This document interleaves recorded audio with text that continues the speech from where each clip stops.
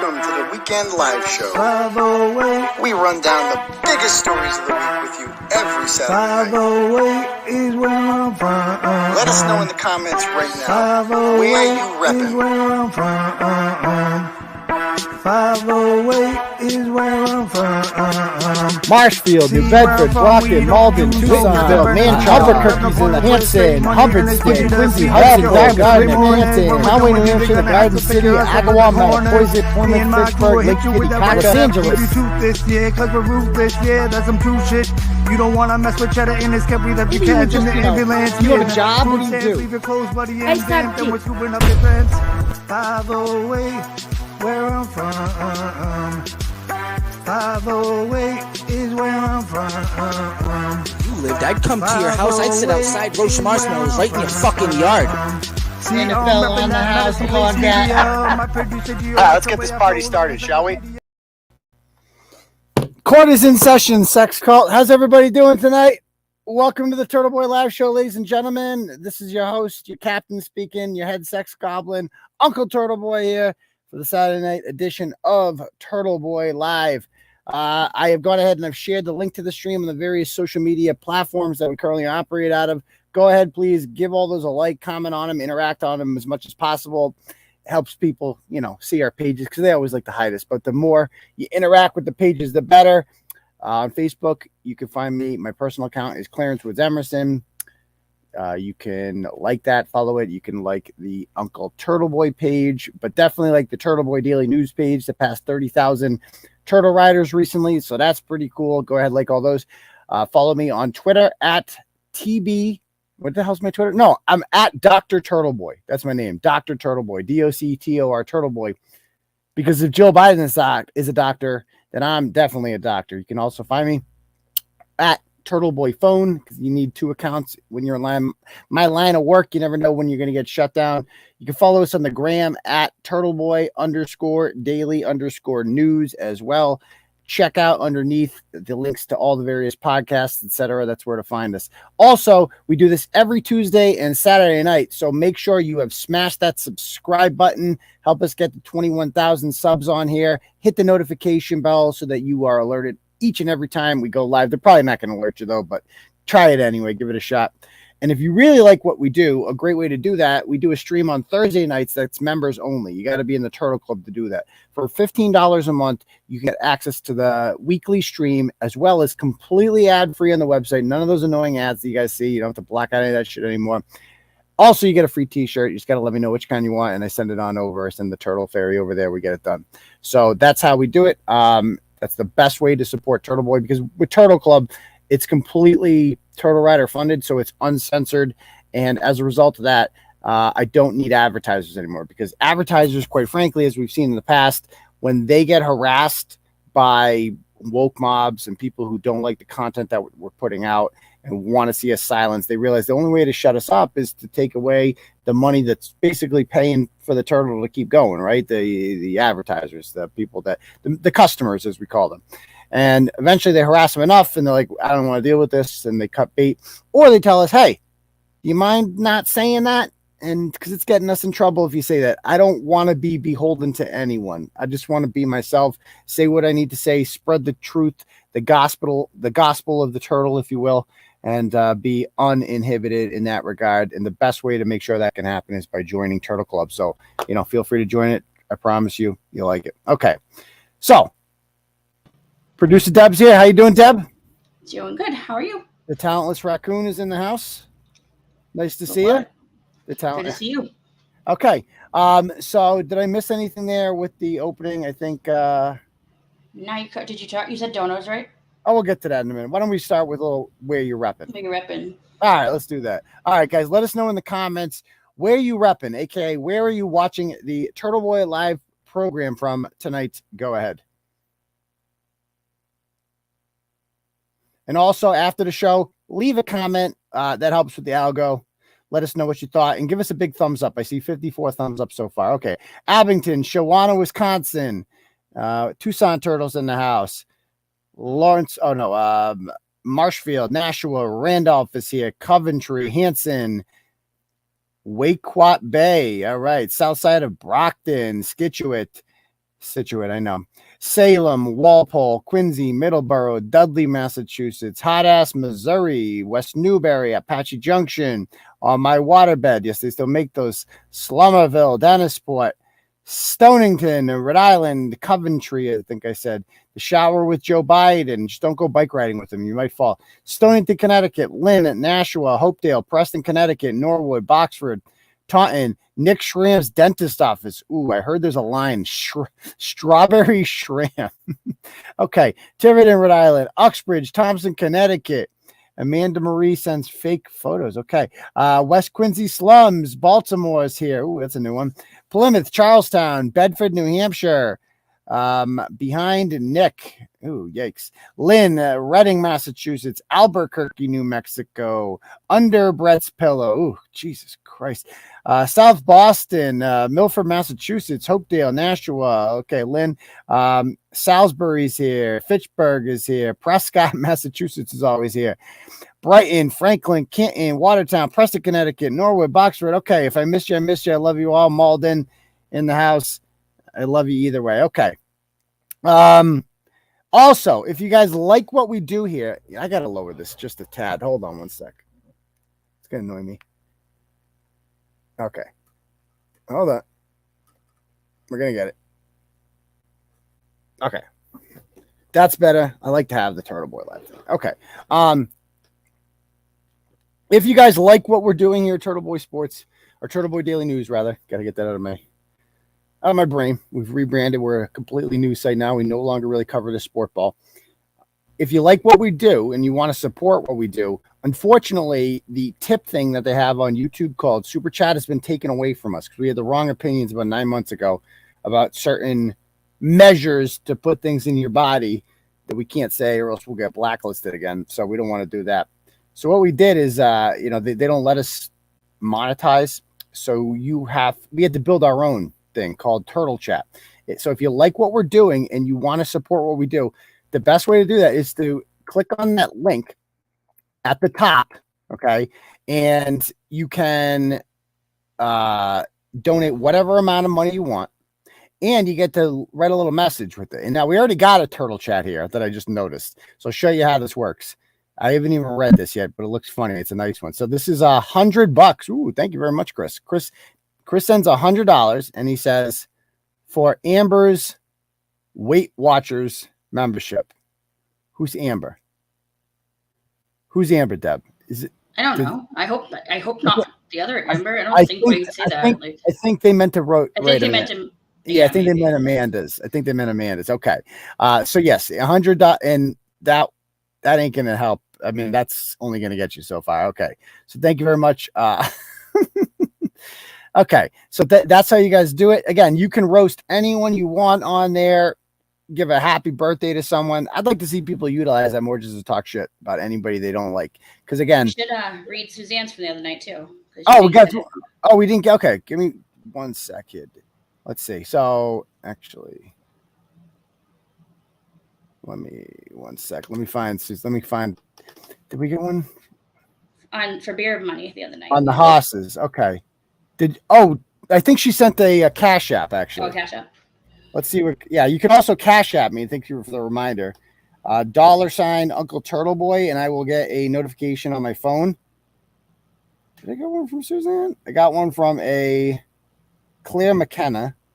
Sent $10 for Team Turtleboy, and then I got another one from Sean Carrot and said for the beer fund. That was during the game. He sent that.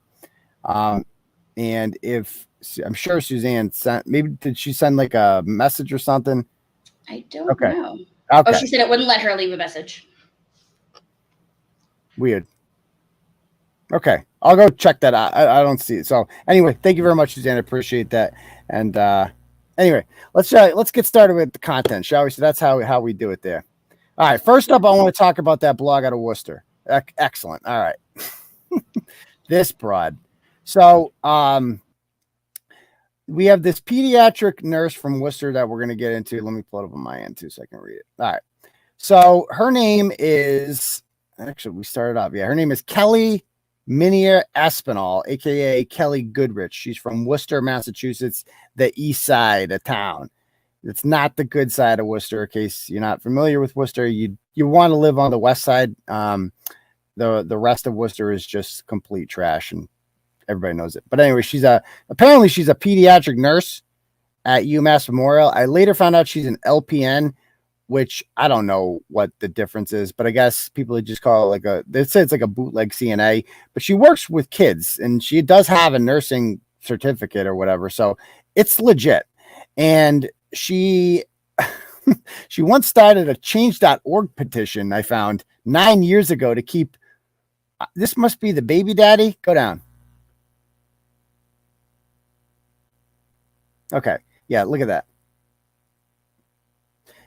Keep Jose Armando Minia Espinal in the United States, stop the deportation. So I guess the baby daddy was about to be deported. She started a change.org petition. Unfortunately, only 26 people signed it, so it didn't work out the way she planned. But anyway, I digress. So this story was not about that. This story was about an incident that occurred at her children's softball field. So let me just run you down the whole thing if you didn't read this blog already. So here's the deal. Bear with me. So Kelley has 4 kids, and she's been terrorizing this other family whose daughter plays against her daughter in Worcester's District 4 softball recreational league. On April 29th, Kelley reportedly showed up to a game drunk and belligerent, and that prompted parents to leave and call the police. A week later, on May 7th, Kelley's daughter's team was playing another team, and they ended up getting cream pie. Kelley was once again belligerent at the game, and she went out with these parents from the other team named Jennifer and Colin Silva. Colin was the father, and he was the coach of the other girls' team. And so they were all going at it. Later that night, after the game, she showed up at the Silva's house and ended up confronting and assaulting her mother while wearing her UMass Memorial jacket and a mask. Let's play the tape. Can we play that, Deb? Thanks. The charge. Look at you videotaping. You videotaping? I am videotaping. Why? Because you're on my property. Wait, but you guys You're are fucking. You guys are harassing my fucking fire. Get the fuck away, you fucking pussy. Blair Witch up in this bitch. Easton!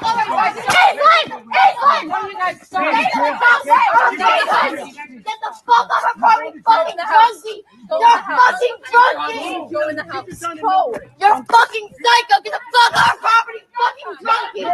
You are fucking drunky. And you get the fuck out of here. No one fucking wants you in the house. Where are the freaking police? They're coming.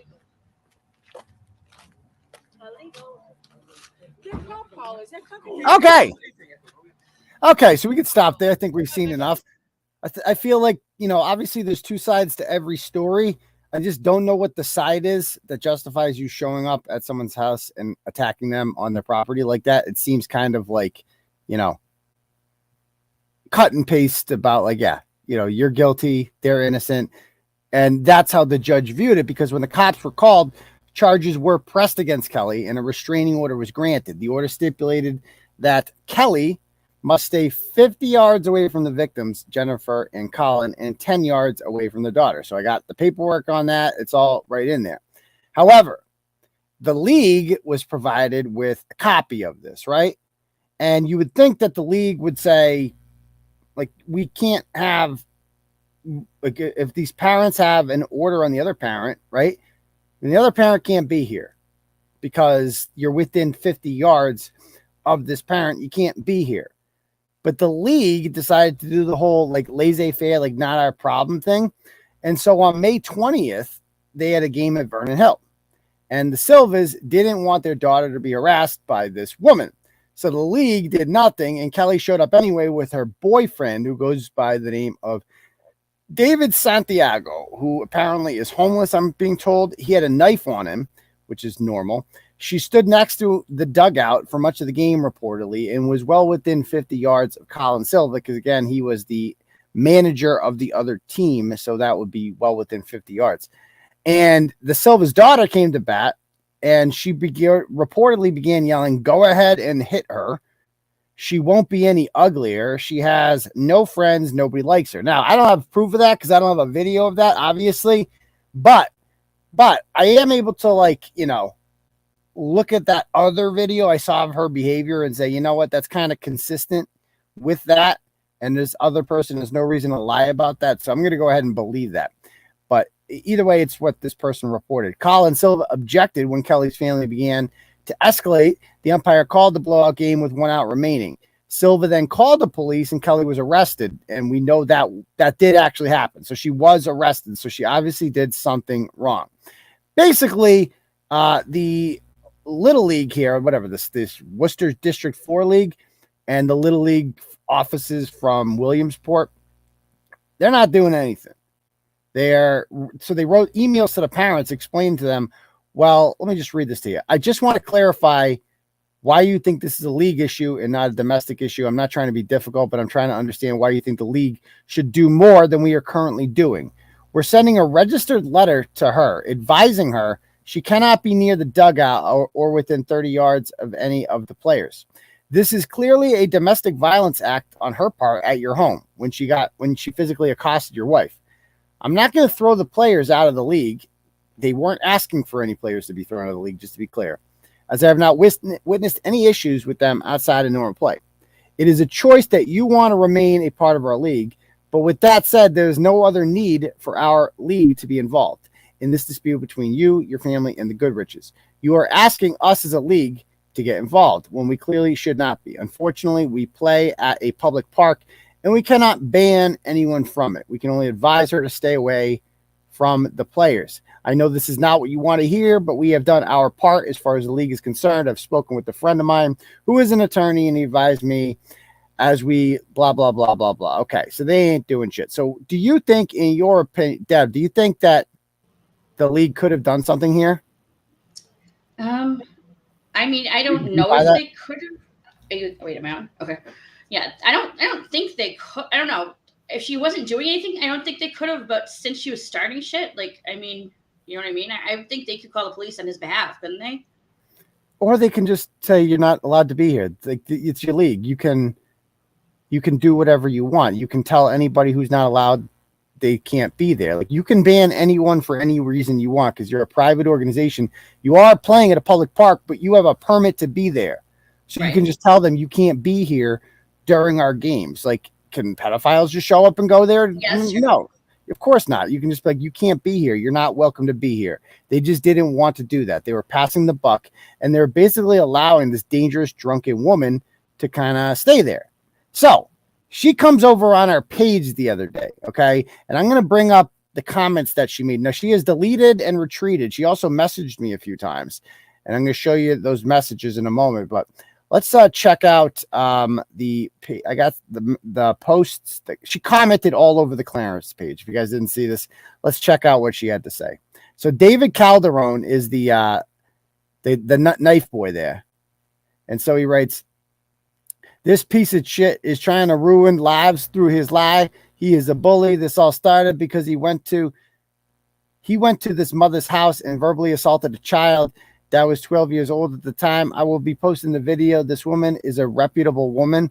Call District 4. They will tell you that Colin Silva has been banned from the league. He has an obsession with little girls. Okay, so he shows up and comments, and he's got his whole story.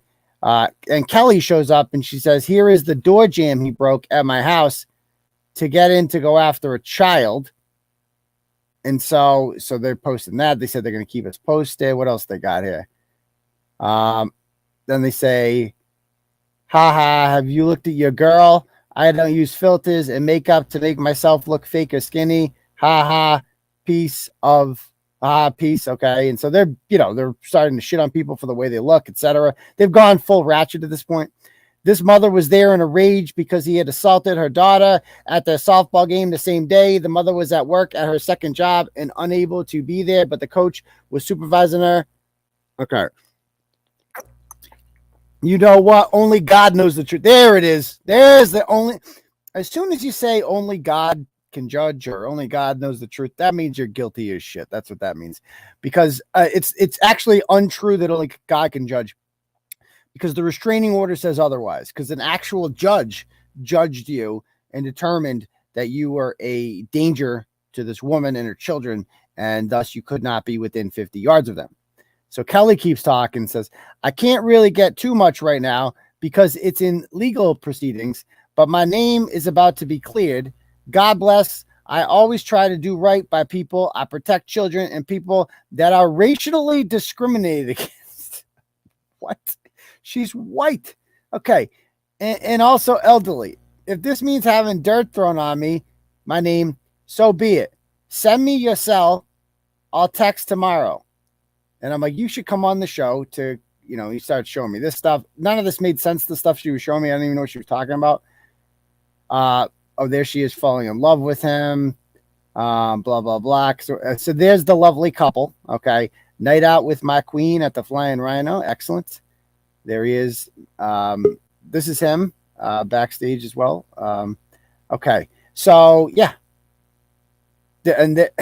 Here he is at his whole Massachusetts Organization for Addiction Recovery. So he's one of those, and I'm going to give him a call real quick before we go on to the next topic, just to see if maybe he'll answer. Let's do that. Let's give him a call.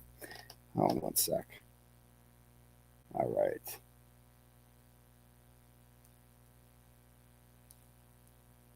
Because I got her number. I'm going to give her a call. You know someone's backstage, right? Yeah, we're going to bring her up for the next thing. Just want to make sure you heard her. Come on. Yeah. She's about the Trump story. We're going to do the Trump story. Right. Yeah. All right. 305 and okay. Let's give her a call. See if she answers.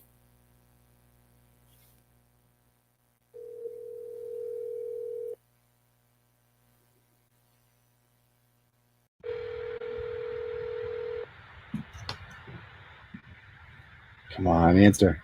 Answer.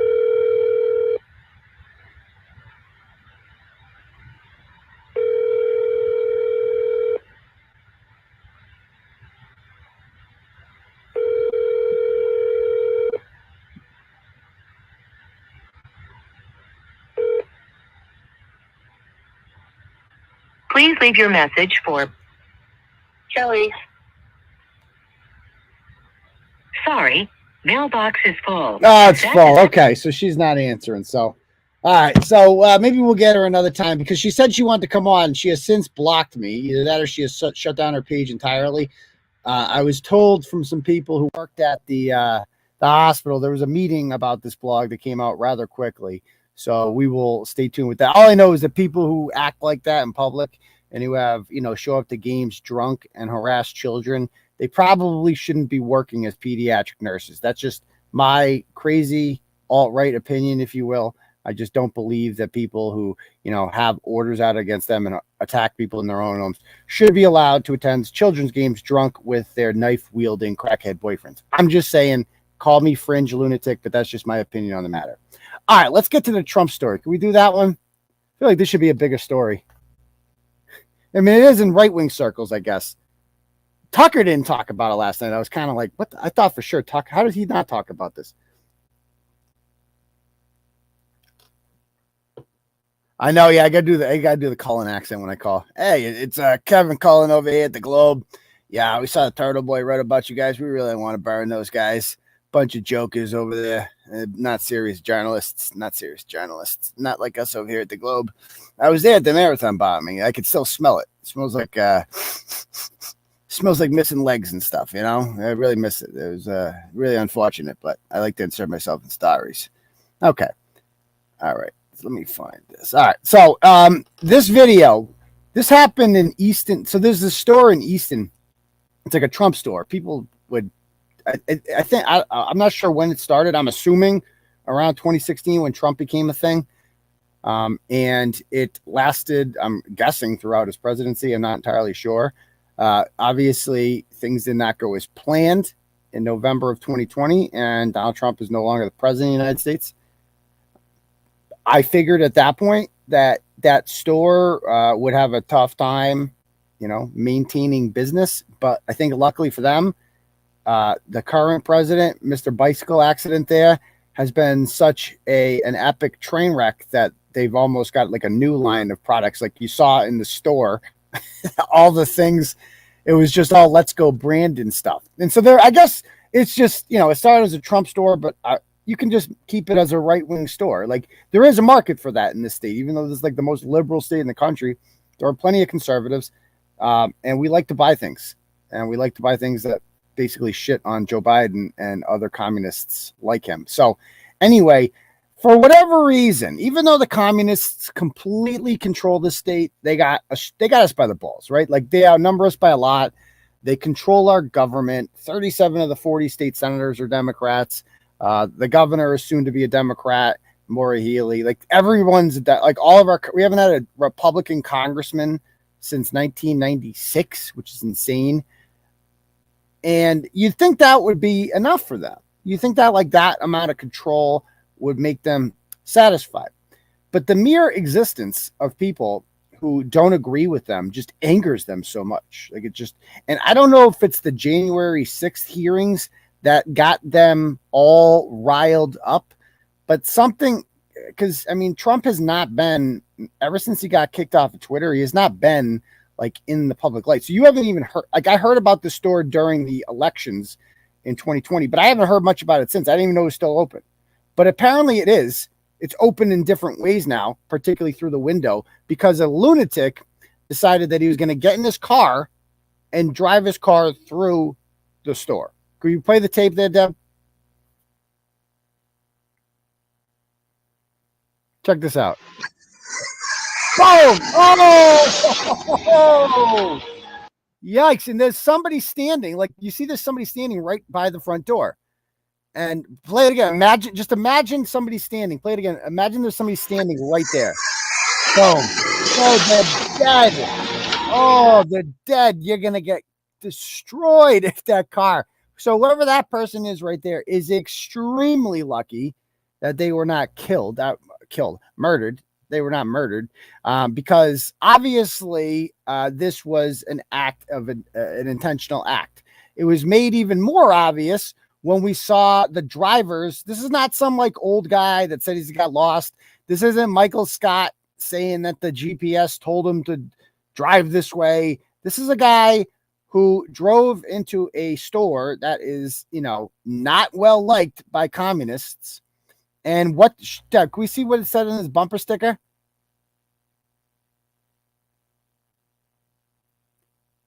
What does it say there? Keep going.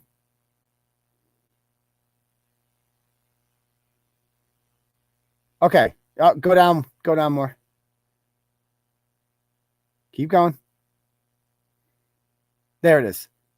It's an anti-Trump one. It's like a Voltaire quote that says, "Those who can make you believe absurdities can make you commit atrocities." And so, I mean, what are the odds? What are the odds that the guy with the anti-Trump bumper sticker would somehow crash into the Trump store? You tell me. And if you go down more, Deb, check out okay, so check this out.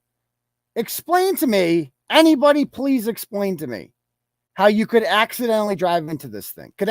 It's not on, like, you can't even say, oh, I was on the road and then I lost control. And no, it's coming from the parking lot. You had to drive directly into that. Obviously it was intentional, and he gave away his motive with this goddamn bumper sticker. And if this was we say this a lot as conservatives, and it almost gets old and tiring saying it, but if the roles were reversed here, if this was a Kamala Harris store or something like that, and some Trump supporter, an insurrectionist, drove into the store and almost killed one of the employees, I feel like that would be a much bigger deal. To me, this is domestic terrorism. The person who did it, this is a politically motivated attack. They could have killed someone, obviously. And Deb, correct me if I'm wrong. Did the media report the gentleman's name who did this? None of them. No, none of them reported his name.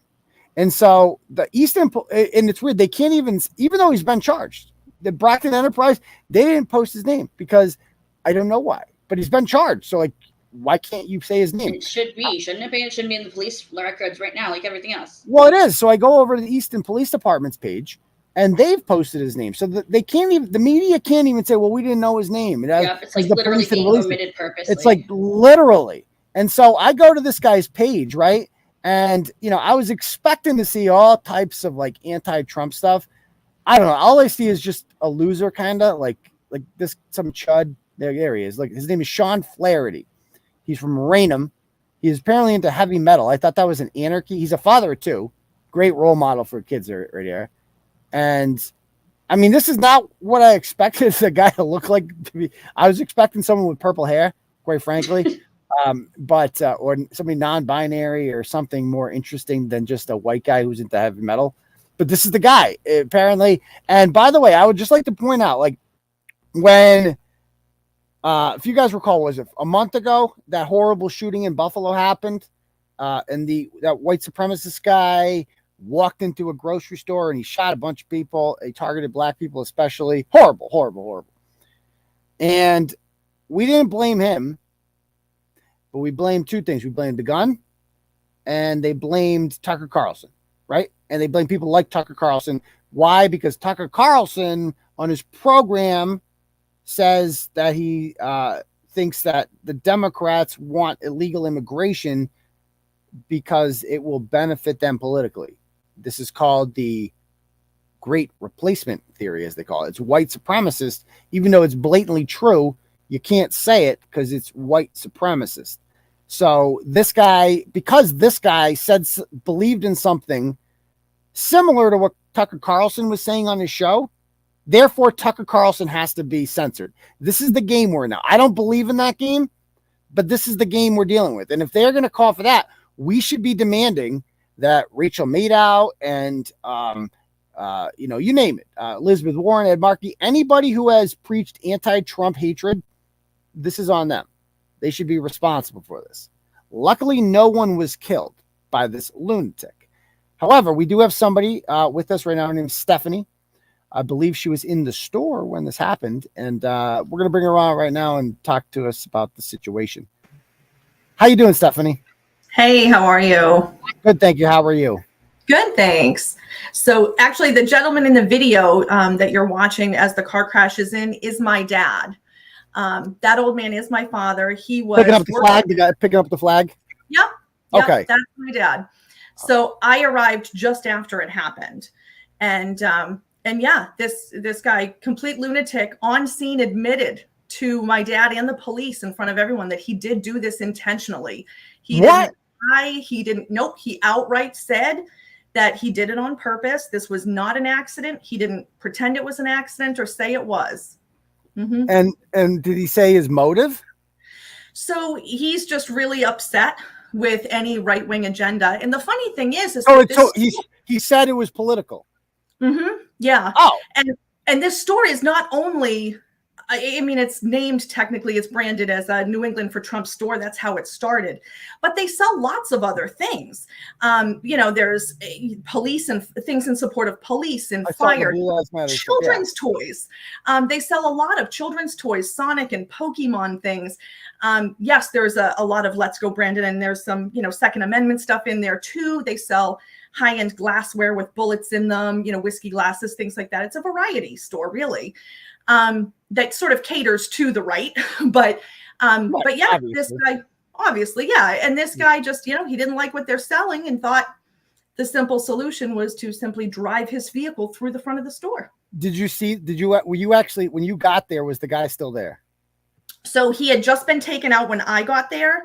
But I went there, to make sure my dad was clear. He's in his 70s. He was really shaken up, very upsetting to him. If this had happened seconds earlier, there was a woman in there with a small child, probably, somewhere between 5 and 7 years old, standing right where that car drove in. Seconds later, my dad was about to walk to the back of the store. He would have been right there and run out, literally seconds in either direction. That is horrible. Okay. Yeah. So this was done. I mean, that's I'm kind of blown away right now by what you just said, because the media has not reported anywhere that this was intentional. And what you're telling me right now is that he admitted at the scene of the crime that this was politically motivated. Did he seem inebriated? Did he seem drunk on anything? So no, I mean, I didn't talk to him personally. My dad did. My dad sat with him at length. At first, my dad went right out the store door. He didn't know if this was a person with a gun, if this was somebody, who was going to do something, even worse than what he had already done. So first thing he did was exit the store, obviously, and called 911. But he had gone back in to make sure the driver, now my dad, the man is a saint. He goes in and sits with the man who is very upset. He was going on about how, now that happened to be my dad's birthday when it happened. It was also the driver. Birthday? Yeah. Oh yeah. I put that in the blog because I got his license information. Wow. It was the driver had confided in my dad that it was his birthday. And he said, oh, mine too. He was talking about his divorce. Trump's birthday too. Don't get me. I'm not sure about that, but yeah, but it was, he said it was really, he sat with him for the longest time. He was talking about his divorce, you said? Yep. He was complaining about a bad divorce. He was talking about having mental health issues, that he receives electroshock therapy, he told my dad. Wow. My dad did notice that he was wearing a hospital bracelet, what looked like a hospital band, as well as had what looked like, some sort of wrapping on his arm as if he had blood drawn or something had gone on that very day. And my dad just sat and tried to console the man who had nearly just killed him. At the end of it all, before the man rolled out, my dad gave him a free hat and sent him on his way. What kind of hat was it? I believe it was a Trump hat, and I got to ask him what it said on it, because it was so funny that he had told me after the fact that he gave the guy a free hat and sent him off. But I'm not sure exactly what it said. I never did, ask the details. Well, of that. Brandon is a car driver, and he probably crashes, so maybe that's might have been more appropriate. Yeah. So this is interesting. So I'm pretty sure the man, I wasn't there. I'm assuming he has some sort of mental health issues. Maybe he's going through traumatic shit with the divorce. Who knows? And something triggered him, and he's just like, I'm gonna do this. Like, you're not thinking straight if you do something like that. I agree with you. But I don't think the person that shot up the grocery store in Buffalo is thinking straight either. It doesn't make it okay.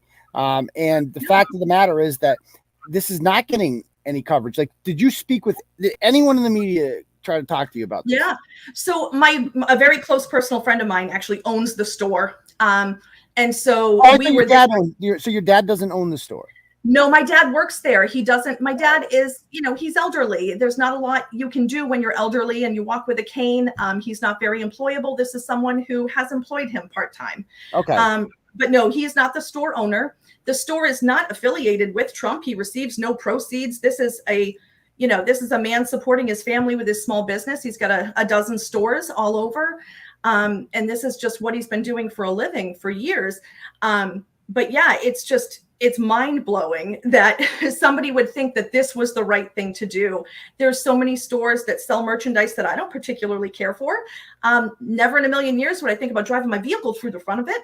No, so he's not thinking straight. Absolutely not. And I do wonder what triggered him, because Trump is kind of old news. Like, he's not the president right now. Like, I could understand if he did this while Trump did something. Maybe it was the January 6th stuff, the hearings that have been going on. I don't know if that, because every media outlet forces you to watch that. Like, they're mad that Fox doesn't, and they actually think that's bad. So when the media talked to you about this, did you tell them what you told me, that this was politically motivated? Absolutely, yeah. And they haven't reported it. Channel 7 was out there for hours. We were there helping to clean up and board up and sweep. There was glass everywhere. We were there for a while cleaning. Channel 7 stayed for almost the entirety of the time. They stayed longer than I did. I eventually left. Channel 4 was out there. New England Cable News was out there. Those were just the ones that I saw and spoke with. But we told them. Did they interview you on camera? So they interviewed Keith Lambert, is the owner of the store. Okay. He was interviewed on camera by a few different people. So I don't know what was and wasn't broadcast, but definitely, we shared it. Those videos you have came from us. Obviously, that was the inside store surveillance. The photos came from us. We were sharing them with news reporters. Anyone that came, we shared the photos and videos that we had on our cell phones. I don't know why this isn't a bigger deal. Yeah, I don't know why. I know why, but I do and I don't. Yeah, it's just wrong. It's so wrong. No, so question, has Tucker Carlson or anybody like that reached out to you? Obviously not Tucker himself, but any producers from Fox News, anyone? Because Donald Trump Jr. retweeted this. Right. And, I did hear from someone earlier today, it's spreading, it's making national news, but not as far as I'm aware. They didn't reach out to me. They didn't reach out to my dad. I don't know if they have talked to anyone else. The store owner is a close personal friend. I feel like I would have heard if they did reach out. But I've heard nothing yet. Well, we're going to write a follow-up about this based on what you told us now, because this is new information. I think that is completely relevant, that a witness tells us that the driver on the scene admitted that this was politically motivated, because they're still playing this card about we don't know what his intentions were, which is just ridiculous. Obviously he's got an anti-Trump bumper sticker. You saw the store is in a plaza. It's not like you're like, oops, I got into a skid and then I ended up in front of the store somehow. That couldn't possibly have happened. Right. And what you don't see in that photo that you have of the plaza is that it is an incredibly busy plaza. That parking lot is jam-packed with cars. It would be difficult to actually do what he did, to be able to kind of come along in between cars and shoot through the front of the building. Yeah. Yeah, it is a tight parking lot. When I got there, it was jammed with cars. Wow. A lot of restaurants in that plaza. Restaurants, a hair salon. There's a lot of businesses in there. Yeah, and I don't know, maybe other things, and I don't know what else was in the news on Thursday that caught people's attention more than this.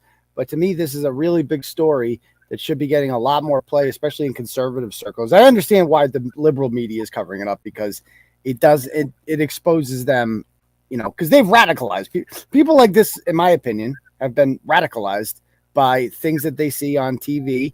They believe that Trump is an existential threat, not only to the country, but to them personally. And maybe you couple that with mental health issues. He's going through a bad divorce. And then, a guy loses it. It's like, I'm going to take out all my anger on this store. And thank God that nobody else was in that store thank God your dad was on that side of the store too.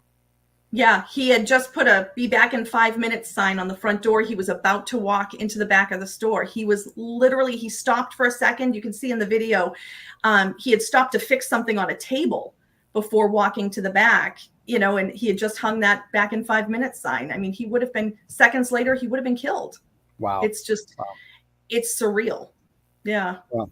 Well, thank you for coming on and sharing your story with us. I really appreciate that. And I'm sure you're busy, but and thank you. If you didn't make that post, I never would have found you. Somebody alerted me to that post. So I thank you for coming on here. We're going to try to see if we can make this a bigger story, because your dad sounds like a good guy.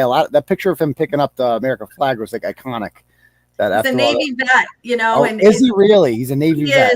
He's a Navy vet, and he doesn't ever leave a flag on the ground, and he's just that guy. So, he had put his cane down, gone over to it, asked the police officer to help him fold it up so it could be properly taken care of. That's the kind of guy he is. Someone nearly kills him. How old is he? Is he in his 70s? My dad, yeah, he's in his 70s. Okay, gotcha. But my oldest son said, God, I would have punched the guy if he came in driving through the store like that and it was me in there. Here, my dad is comforting, offering him a free hat. He's just, he's that kind of guy. And wow. I just don't know how you could have that kind of hate for somebody who that's what he does. He's such a good, to know him is to love him. He's such a good man. He didn't deserve that. Well, they're both lucky, because your dad's lucky, obviously, he didn't get killed. And this guy's lucky that he didn't pick up a murder charge, quite frankly, which would have happened, so. Okay. Well, thank you very much for joining us, and have a good evening. No worries. Thank you. Take care. Bye. That's a good interview. I like that. Deb. Yeah, that was great. Yeah. So, okay. So, yeah, I think this should obviously be much bigger news, and that's what I have something right about Monday now, is get that story out there to a larger audience, because that has not been reported by anybody, the motive with that. It's been, I think a lot of us can hypothesize what the guy's motive was based on the bumper sticker and using context. Right. But the guy himself at the scene of the crime actually said that, and this should be a much bigger story. So, okay. Now you have donos too. We got a dono. Okay, cool. Let me bring those up here. We do have some donos. Let me bring these up here. First one is from our guy, Lionel Meeks. Let me share this one. Lionel Meeks says, sends $25, and he says, protect the crotch fruits. Which crotch fruits? My crotch fruits? Whose crotch fruits? We'll protect them anyway, though, Mr. Lionel.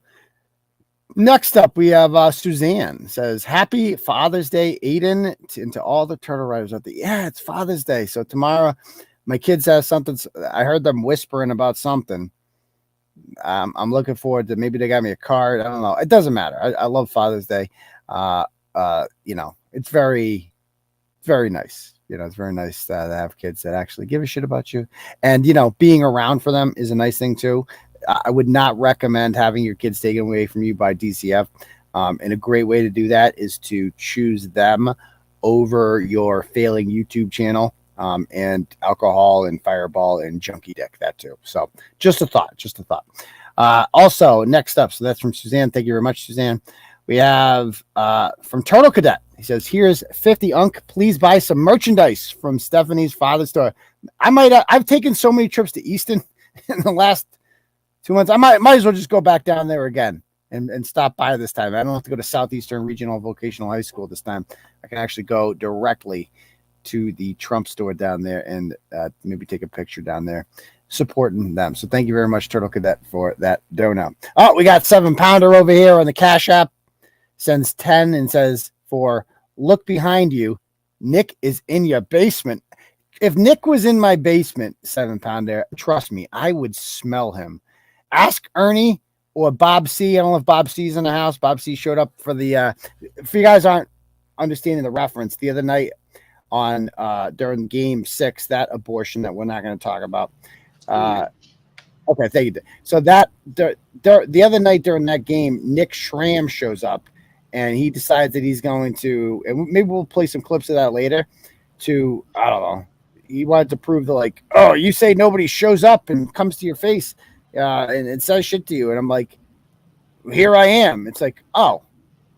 And I kind of proved that, like, yeah, here you are doing this and we get along. Like, we had a good time. Like, he tried, Deb. You should have been there. Like, the man tried so hard to be, like, confrontational and not get along with me, but it's just impossible because I'm too charming. Like, I'm too, like, you know, like you get there and it's like, I'm too likable. Like, you get, I don't want to toot my own horn, but we're watching a game. He's got a Celtics hat on. I'm a huge Celtics fan. And we were making a comeback. And so we were feeling the same emotions and watching the same thing. And he's just too stupid to, I feel like he doesn't even know why he's mad at me. Did you take that from me? I definitely got that because he kept repeating the same things. And then you call him out on something and he would but like he just didn't. Yeah. Like, because he couldn't even explain why he was upset with me. Like, he's like, well, I did support you until I saw screenshots of your convos. Okay, well, what in the convos upset you, Nick? You know, everything. Okay, can you tell me anything? Well, I don't have any evidence. Right. And, you know, it's naked children. No, that was a screenshot. Okay, so that's been debunked. Okay, so the next, what do you got? It's like he had nothing. And the dude smelled so bad. Like, it was like BO or like alcohol? No, cigarettes. Like Italian sub? Oh, like okay. Cigarettes. Like, oh, dude, like the bottom of an ashtray. Like what I would imagine, you know, Brett's ashtray smells like fucking awful. And I shit you not, at one point, you don't see this. I should have put the camera on him. Like, his beard just looked like it hadn't been like cleansed ever. And it just, he couldn't afford to buy anything. He also told me that he came down there. He doesn't watch the show or read the blog anymore. But he just knew you were going to be there somehow. He knew I was at Hooters. And I'm like, oh, so you drove down here? I was like, no, I don't have a license or a car. I haven't had one for 8 years. I said, why don't you have your license? And he said, well, I got a DUI 8 years ago. I said, a lot of people get DUIs. You don't lose your license for 8 years. He's like, yeah, I'm going to get it. DUI, yeah, not. I'm going to get it. And I said, well, okay. And then I made a comment about, why are you listening to the Toothless Wonder? Like, why are you letting him control you? And then I was not expecting this pivot. Oh, God. I wish this was on camera, dude, because I almost shit when Ernie sent me that message. And you guys should have been there. You might have heard the audio, but you had to see it actually happen. And Bob C will be a witness to this, and Ernie will be a witness as well. He goes, like, he was not offended that I said he was controlled by Brett. He was offended about my attacks on toothless people.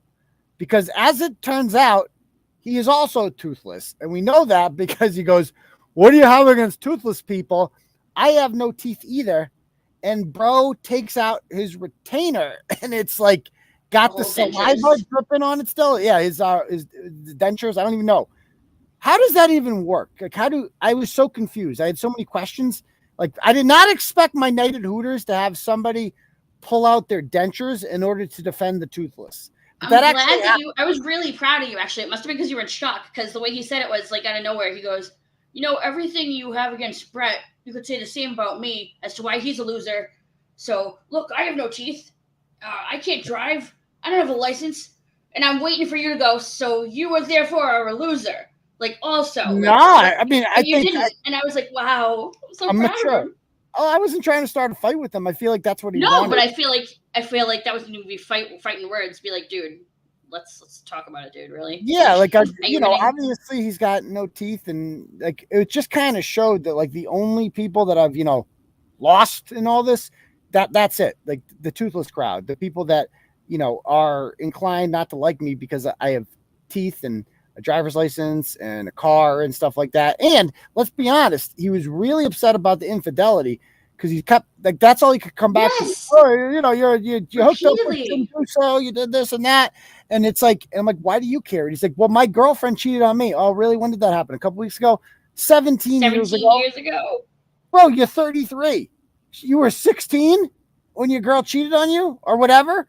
And you're still upset about that? Like, dude, you got to get over it, man. She's like another Ben and Jerry's and move on. I don't know, man. Yeah, it ain't the end of the world. There's more pussy in the sea. Well, not really for you, but there does. I mean, you can find some girl with low self-esteem. They're out there. Trust me. Like, there's something for everyone. And I feel bad for him because he likes the blog. If he's still watching it, Deb, if he's watching every episode and reading the blogs, right? Then he obviously likes it and he wants to like it. He's just not allowed to because he knows. And there's a lot of people like him. I say the same about Diane. I say the same about others that I know as a fact are watching our shows and reading our blogs. And they want to comment and they're not allowed to. And which is just an insane thing. Yeah. 33. We're going to get to that in 1 second, which is just an insane thing because you're being you have this fear of a 51-year-old man in Maine who has no license, no job, no teeth, nothing. You're afraid that he's going to say mean things about you on his YouTube channel that nobody watches, and therefore you can't comment. A grown man or a grown woman, you cannot comment on our channel. Even though you're watching it, you're not allowed to comment because you fear what this unemployed man in Maine is going to say about you, which is just he admitted it too because you were like, did you call and check? You better let Brett know, like you're coming, right? Like, and he said, oh, I already did. I checked. Oh yeah, that clip. You checked in with Daddy before you came, and you were like, he was like, yeah, he didn't even catch the insult. I did actually. You know what? Fuck it. I'm gonna play that clip right here. I know people are like, don't play the clip, but how can I not? This clip was too good. If you didn't see this, let me share my screen. Yeah, we're gonna get back to the. Well, he is a ratchet, Brezhnev. Sorry, Brezhnev. Yeah. So this is just this admittance was just Gerry, too phenomenal. Okay, let me play this. You're gonna get in trouble. You're gonna get yelled at for that one. You know that one. Sorry, Brett. I apologize for having fun. My bad. We've been drinking beer and watching basketball. I apologize. Brett's aware that I came here. You checked in first? Yeah. Okay, good. As long as you checked in. I checked in. Okay. As long as you got his approval. See, that's where Ernie went wrong. Imagine admitting that on camera. I checked in. He checked I was like cringing. I'm like, oh. Oh, poor. I mean, that's why I felt bad for him. And people in the comments are like, is he autistic? Is he like retarded? Like, he admitted he's like, I checked in with Brett to make sure that this was okay, that it's okay that I went to Hooters. Because Ernie and him were fine for a while. And then when Ernie was at watched the football game with me at Hooters in January, that's where Brett drew the line. Now, Ernie has donated money. I've seen the messages that Brett sent Ernie before, like asking like, hey, I'm really short on money this week. Can you send me 100? Ernie sends him money. Ernie takes him fishing at the Quabbin Reservoir, And all of a sudden he watches a football game. He's like, you're dead to me. You're nothing to me. And that's what these people fear, which is just, it's like an abusive relationship. Like, it's sad to see grownups living like that. Like, I'm afraid. And you saw me on there. I even apologized to the guy because I was like, I was upset with people who were like, you know, like supporting, like when he was shitting on me and making, you know, inappropriate comments about my mental health situation. And people are over there joining in on it. I'm like, dude, that's not cool. Like, don't come over here and pretend to support me if you also support that. And so I regret doing that. I should have just ignored it altogether. But whatever, was fucking with my head at the time, and I did it. So I do want to address the whole, if you don't see how controlling Brett is, then you are blind. He made one girl cry and stop coming to the show because she watched the show he didn't like. Then is that Brittany? Because that's what he did to Brittany. Poor Brittany just wanted to watch. She used to go on Krusty Panty's channel and comment on there sometimes. And Brett like drew a line like, what? You're going on there? That's the enemy. Now who's sucking her dick every other day to like, hey, can you give me some attention over here, Kate? Like, I would like you to give us some attention, please. Yeah, so that's that. But I do have a question though about the teeth situation real quick, and then we can move on to the next thing. So how does somebody that young lose their teeth? And then I have a question about the dentures. I don't understand what dentures are. Wait, so you first, understand what dentures are? Yeah, how do you lose your teeth? I don't know, unless you're like drugs, maybe? Like does it mess out your teeth or something, or something? Like George Washington had serious tooth issues and like lost all his teeth when he was in his 50s and 60s. Why? Because they didn't have toothbrushes back then, or mouthwash, or floss, or dentists, or anything like that. So they everybody could have been knocked out too. Yeah. People they were. I don't know. Like, because from the smell of him and the look of him, I think we can deduce that his teeth are gone as a result of poor life decisions. That's just, maybe I'm wrong. He a bunch didn't of people say are saying meth, so that must be a thing. Meth, huh? Ooh, like meth or teeth. So, or that he could have gum disease, but I feel like people have gum disease a lot and they don't lose all their teeth by like this age. Like but the gums things also comes from not flossing. I've had issues with I wasn't a big flosser for a long time. Are you a flosser, Deb? I am now, but I wasn't when I was a kid. I never did it when I was a kid. Right. So like the flossing, I'm new to like. So I never had cavity issues because I brushed every day and I didn't have cavity issues. I started getting cavities in like my 30s. And it's because I didn't floss. Like I used to do the mouthwash, and I figured if I'm swishing back the shit back and forth, me too. That's what I was thinking. It's between, yeah. That's my rationale. And if I don't if I don't feel a piece of chicken stuck between my teeth, I just assume it's not there. Yeah, exactly. But there are little particles that get in there, and then they fucking get into your gums. And then your gums start fucking hurting, man. And like that's what causes cavities. And then I started having to floss. So ever since I started flossing regularly, like I feel so much better. Like I highly recommend. I'm a flosser now, 100% flosser. I was a brusher before, and now I'm a brusher and a flosser. Get into flossing. But the dentures, okay. So he takes the dentures out, and it was like a rubber thing, like a rubber thing. So if he's got no teeth, and the dentures were just like this rubber thing. What grinds the food? Wait, what? So it was just a rubber thing. Was it like a full set of false teeth? Like no, it was like so it was a partial thing then. You pulled it out, and it was this red thing. And ask Bob or Ernie; they were both there, and it was just like something that you just bite down on. There was no false teeth on it, so I don't understand. How does he chew food? I don't know. That's weird. Like, or maybe he has like teeth like elsewhere in his mouth or something. That's weird though. I don't know. Yeah, I didn't want to ask too many questions because I was trying to get along with him, but I had so many. Exactly. And I think we were all in shock that like during a live show, somebody pulled out their teeth in a way to support the, to show solidarity with the toothless community, if you will. So yeah. Maybe he's a soup guy. I guess that's the answer. Okay. Yeah, root canals for once I became Once the dentist mentioned the possibility of a root canal, because I was like really hurting, he's like, here's what you need to do. He prescribed some antibiotics to me. He's like, you need to fucking floss the shit out of those and take these antibiotics. And there's an 80% chance you're going to need a root canal. And I did it, man. I'm like, I ain't getting a root canal. No, I flossed them motherfuckers hard. I took all my antibiotics. No problem since then. So big flosser. Okay. Can we get an update on the couple? Oh, and that's when he did it too. See, I was wary the whole night. I was like, me and Laura were talking, Ernie and I are talking. I'm like, I don't know if something's gonna happen. Why don't we'll come back to that. But by the way, got a dono here from Mega Mortis, sends $50, and he says, keep up the great work, bro. Turtleboy Daily News is much needed. Thank you, Mega Mortis, sir. I appreciate that gratefully. That's why you're a mod. That's where we like you, Mega Mortis. 23 root canals? I didn't get any root canals. No, this guy in the comments. Ooh, that's they not don't hurt good. you at 23. That's crazy. Brush your teeth, sir. Brush your teeth.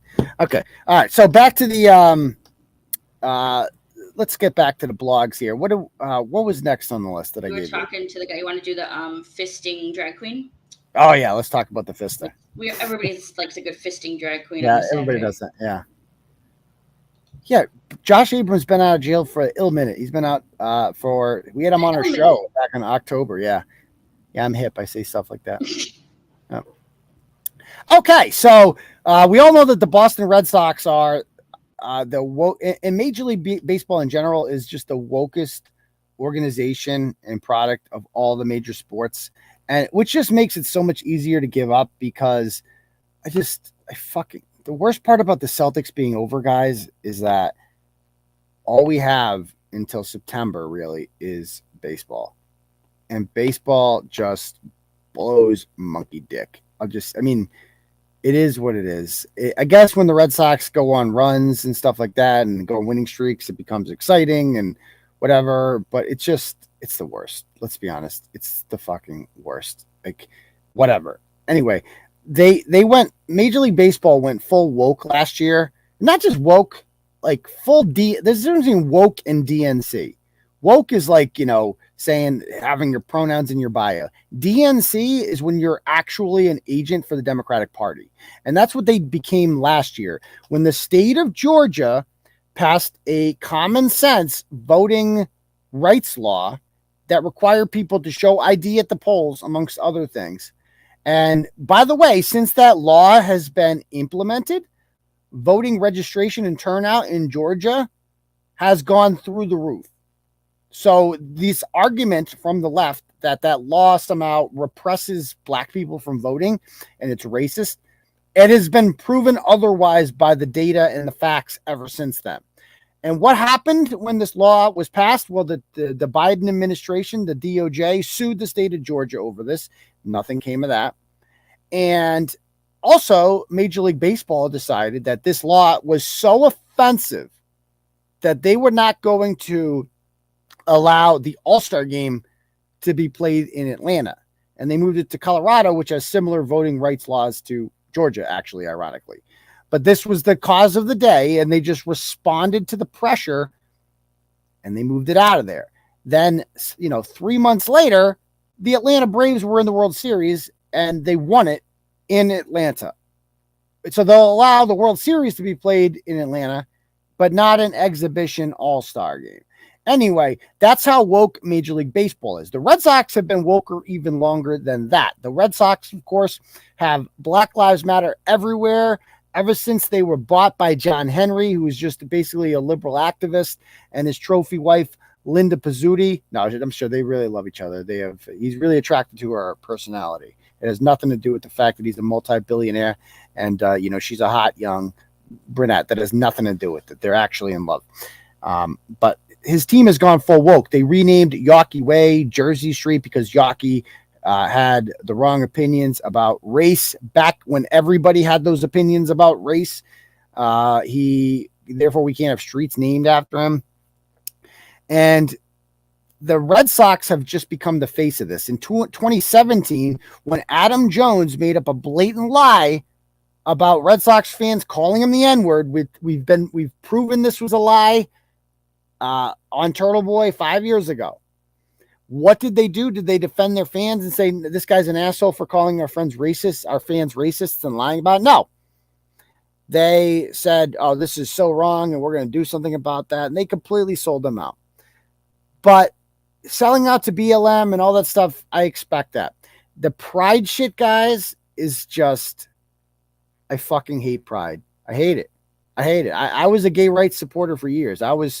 I supported gay rights before Macklemore even won a Grammy. That's how old school I am and progressive I am on the gay rights. I've never been an opponent of gay marriage. I never really gave a shit who people married. I think people should be able to marry their brother, their sister, their mother, whoever. Like, I think that marriage is not something the state should be recognizing at all. I think that marriage is a religious thing. Like, every religion on earth recognizes marriage, right? So why is the state recognizing a religious thing? Like, is the state going to recognize a bar mitzvah? Are they going to recognize my kid's first communion? Are they going to recognize a confirmation? No, they're not. But for whatever reason, they're going to recognize marriage. My thing is that any two adults that want to should be able to enter into a relationship for tax purposes, because that's all marriage really is, right? Like, you get married for the tax write-offs. Like, nobody, or else why would the state need to sanction it, right? Like, you get married in a religious place. What's the point? You're doing it for the legality of it. So if any two willing adults want to go into a binding legal relationship, they should be allowed to do that. So that's the reason I've always been in favor of gay marriage. But it's no longer about gay marriage. It hasn't been about gay marriage in a long time. The pride movement is very different from the gay rights movement. The gay rights movement is to, I feel like the goal of it should be to mainstream homosexuality. It should be to make it so that, like, you know, your gay neighbor there who works as an accountant is just like everybody else and deserves the same rights as everybody else. But that's not what pride is about. Pride is about freaks, and it's about weirdos, and it's about mainstreaming weirdness.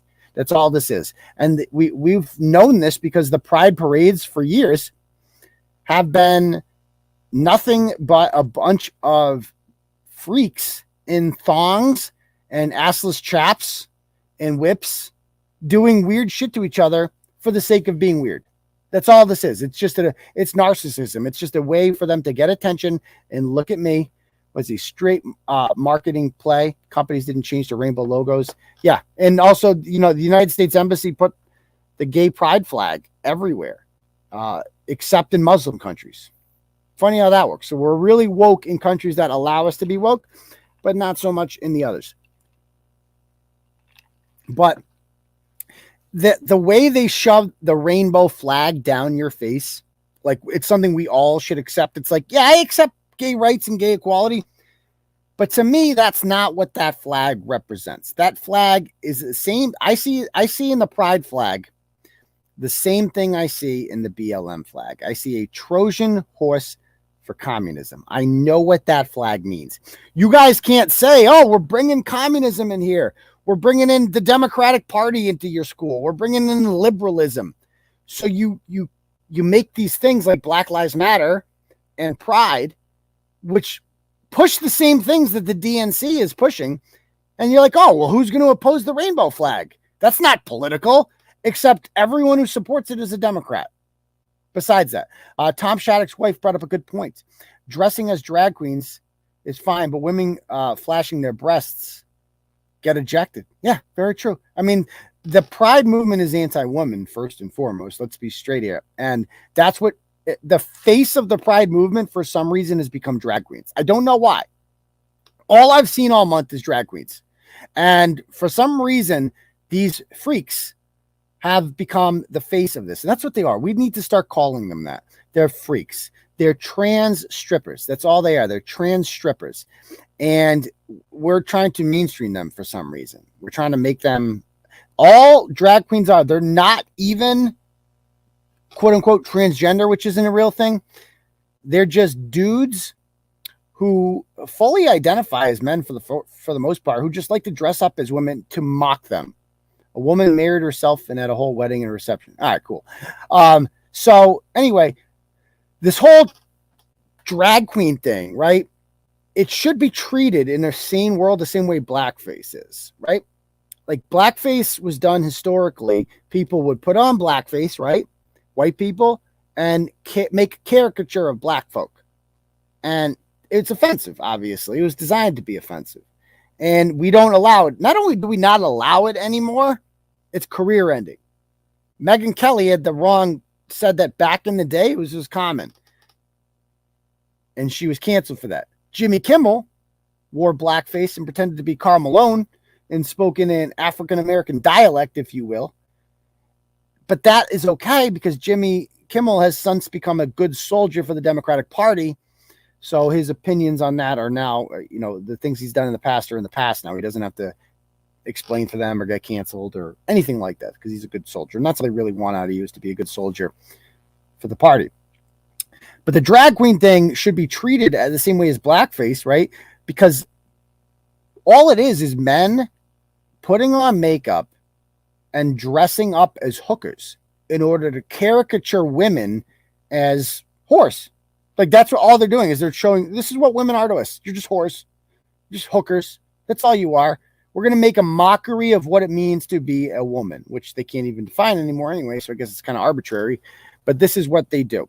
And so I've bartended gay nights in my youth, and they are fun. But for adults specifically, and obviously only those choosing to be involved in the community, not a forced event, who's asking for this? And that's a good question. Who's asking for this? Nobody. They are forcing it down your throat. They want you to be like, you have to embrace this. Like, notice like what, and by the way, drag queens are not like intelligent thought leaders in our community. There are so many gay people out there who could be good ambassadors for the LGBT community. There are gay doctors, there are gay lawyers, gay judges, right? There are so many people that could be, we could say, this is who you could aspire to be. You could be this person. You could be gay and be just like everybody else, right?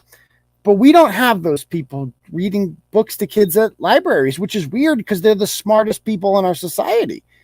Instead, we have drag queens. And drag queens are just a bunch of high school dropouts for the most part who wanted to dress as chicks and dress as whores. Why are we giving these people access to children? Like, what is the purpose of that? And don't say it's not sexual, because we're going to see it's very sexual with this particular drag queen. This is one of the most unarguable standpoints. Oh, thank you. I appreciate that, Sarah Gannon. And it's very true. It's just like, why are we pushing this on children so badly? Why do we want them reading books to kids at libraries? Like, isn't that a distraction more than anything? Like, it's very distracting looking. You look at them like a 4-year-old's. If you're reading a book to my 4-year-old, my 4-year-old's not going to listen to anything you're reading. He's going to be able to look at you like, why do you have pink hair and shoes, you grown man? Like, what? Yes, and one of those students, like Adam said, I did a blog on this a couple of years ago. One of these ones reading at the Worcester Public Library was one of my kids. He failed my class. He's like, he couldn't read. And because he dresses as a woman now, we're bringing him to public libraries and he's reading books to kids. Because apparently, the gay people with master's degrees were busy that day. So, yeah. Anyway, let's start going through this blog. Yeah. So, the Red Sox decide that they're going to have, Pride Night, and they're going to bring this lesbian woman out named Tiffani Faison. She's a quote unquote celebrity chef. I've never heard of her before, but she's going to throw out the first pitch at the game, which is fine. And I think that's a good thing. I think that a woman who has achieved success in Boston, right? And she's gay. It's like, that is a good representation of the gay community. But she's also a Democratic activist. Her Twitter account is filled with like anti-Trump stuff and whatever. And so she insists that she's going to come out with this freak show. So let's see what happens. Let's scroll down some more here.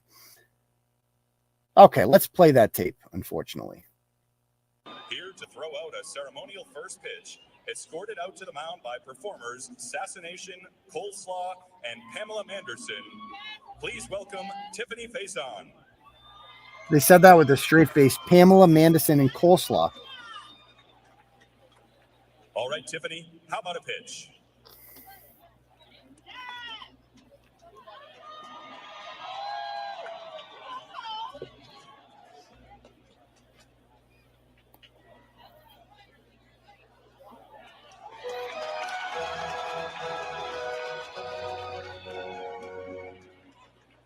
Thank you. Like, unbelievable. Like, so what was the purpose of that? Like, let's X out of that. Like, let's just look at some pictures, okay? Like, this is, and we're supposed to just accept this. Like, look at this. Like, look at the guy. Look at this dude. Like, you're dressed as a fucking freak, dude. Why do you have a collar on with spikes? What does this have to do with homosexuality? Like, please explain this. And look at that dude. He's like 6'4". That's a guy. Keep going. They're doing a show for kids. Fenway is advertising this. Like, look at this dude. I'm supposed to embrace this. This is the brand ambassador for LGBT. No, thank you. This is how you, by the way, it's so counterproductive. It's like, if you want to undo all of the gains of the gay community, this is how you do it. Because you've made tremendous strides, really amazing strides in the last 20 years, 15 years. Barack Obama in 2008 and Hillary Clinton were both opposed to gay marriage, both of them. Now it is unacceptable to be opposed to gay marriage. And that says a lot of what you've done. You know, like you've mainstreamed this thing that 20 years was unthinkable. Like, I never thought we'd see the day where, like, yeah, it's like perfectly everybody. I don't know anyone really that has a you never even hear that from my side of the aisle. Like, we need to ban, like, we're done with that issue. We've moved on from this, but they insist on aligning these things together. This is how you undo those things. This is how you make the LGBT movement unpopular. You keep adding letters to it and pluses, and then you make flags like this. You just add flag shit and you change the flag, and then you make drag queens the face of the franchise. This is how you make it unlikable. So anyway, back to the pride thing. Okay, keep on going, and they're doing the drag performance. Keep going. Let's see. And they're forcing it on kids and blah, blah, blah. And this is what Tiffani Faison writes. Last night, I had one of my favorite life moments surrounded by the love and support of my sweet friends. This morning, I woke up to a bunch of hateful BS comments. Nesson and gay Twitter, can I get an assist here, please? And so she quote tweets the video of herself on Nesson. And she's like, she says, report them. Okay, so stop right there. So fuck this cunt. That's what I had to say about this cunt.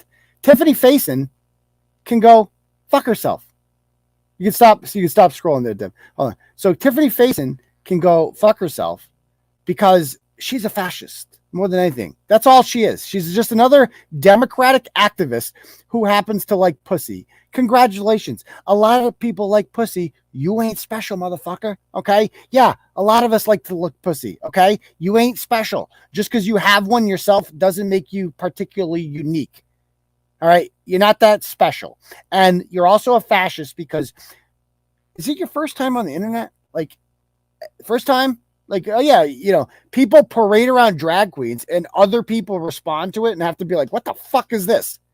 And she's like, her response to that, instead of being like, I disagree with you, is let's ban them, report them. And by the way, Nesson shut off comments. They listened to her. You can't comment on that tweet anymore. A media outlet did that because you can't, you know, criticize these trans strippers, and that's what they are during Pride Month. Unbelievable. So these are some of her tweets. They're just filled with anti-Trump stuff. That's why I included some of those in there. You can keep going. We're not going to blah, blah, blah. So Trump sucks, blah, blah, blah. You know, gun control, you name it. Okay. And then I tweet this out. And I said, imagine if, and I tweet the blackface reference on there. And then look who responds to it. This dude. I'm literally a woman. So one of the drag queens saw this. And it went by Atha or something. Keep on going. It's she, they. It's she, they. She goes, I'm literally a woman.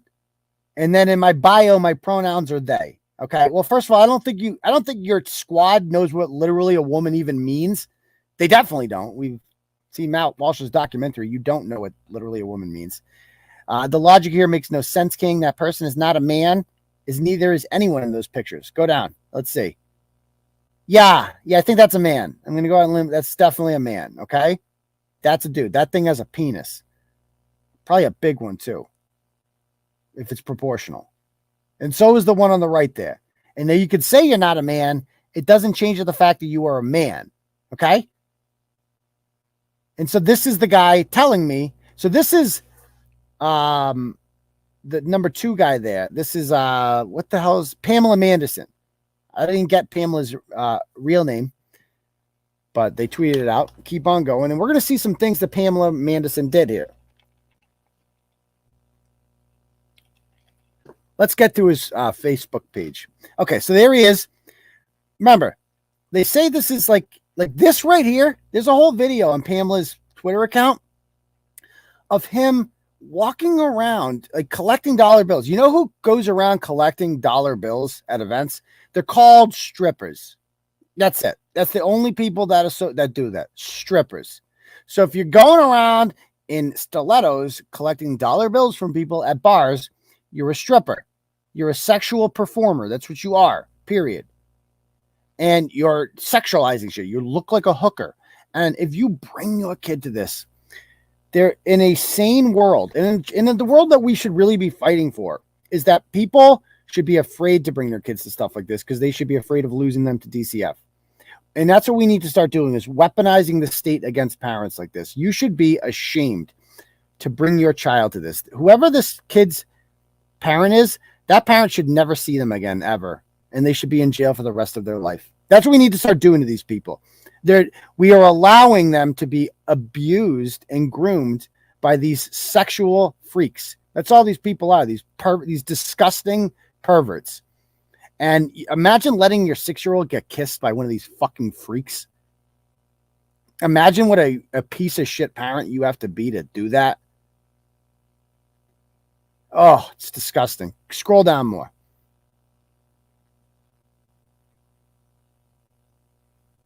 I won't mince words. Like that's what needs to happen here. So yeah, 2 of my technicians on my show yesterday, they're bringing their daughters, blah, blah, blah. Keep going. Let's see.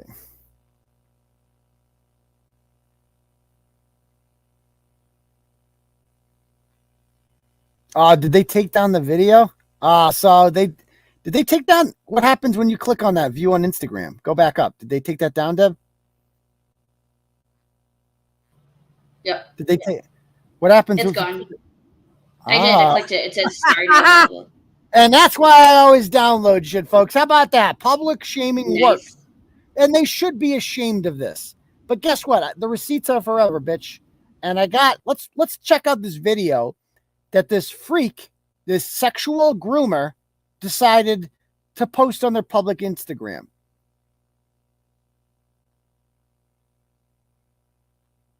Did your FUPA computer, you freeze there, Deb? Oh, no, I'm here. This one?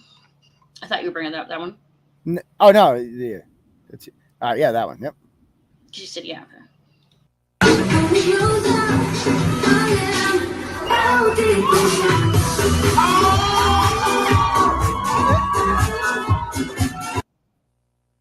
Yeah, we're going to get demonetized for that. He's literally, this is a show for them. That is what they want you to embrace right there for Pride Month. That is what they want you and your kids to be like, this is wonderful. When you see that rainbow pride flag, that is what it symbolizes. Never forget that. Never forget that. When you see your kid, if your kid's first grade teacher has that flag in their classroom, you should be emailing them a link to that video and saying, take that fucking flag down, you sick fuck, or I will never stop my crusade to get you fired, you fucking deviant pervert. Do not be nice to these people. These are your fucking kids. Protect them from this shit. This is unacceptable in a sane world. We don't have to be nice to people like this. We don't have to respect them. We don't have to fucking say their pronouns. You know? Okay, so DCF should hop on parents who bring their kids to Hooters too, right? So I heard that stupid argument from leftists before. And no, that's the dumbest fucking most retarded thing I've fucking ever heard. Because I was at Hooters the other day. There was no fisting involved. There was no bending people over. And I don't know which one of those is John Henry and which one is Tom Werner, but they seem to be liking it. Like, you don't bend. That doesn't happen at Hooters. So your fucking comment there is stupid, and you should be embarrassed to ever say that. But I digress. So this is talking about like fisting for Jesus. Like that's all this person does. And they threw out the first pitch. You know what happens at Hooters, Deb? Like, by the way, you talk about nobody goes to Hooters for the sex appeal. The sex, that's not a thing.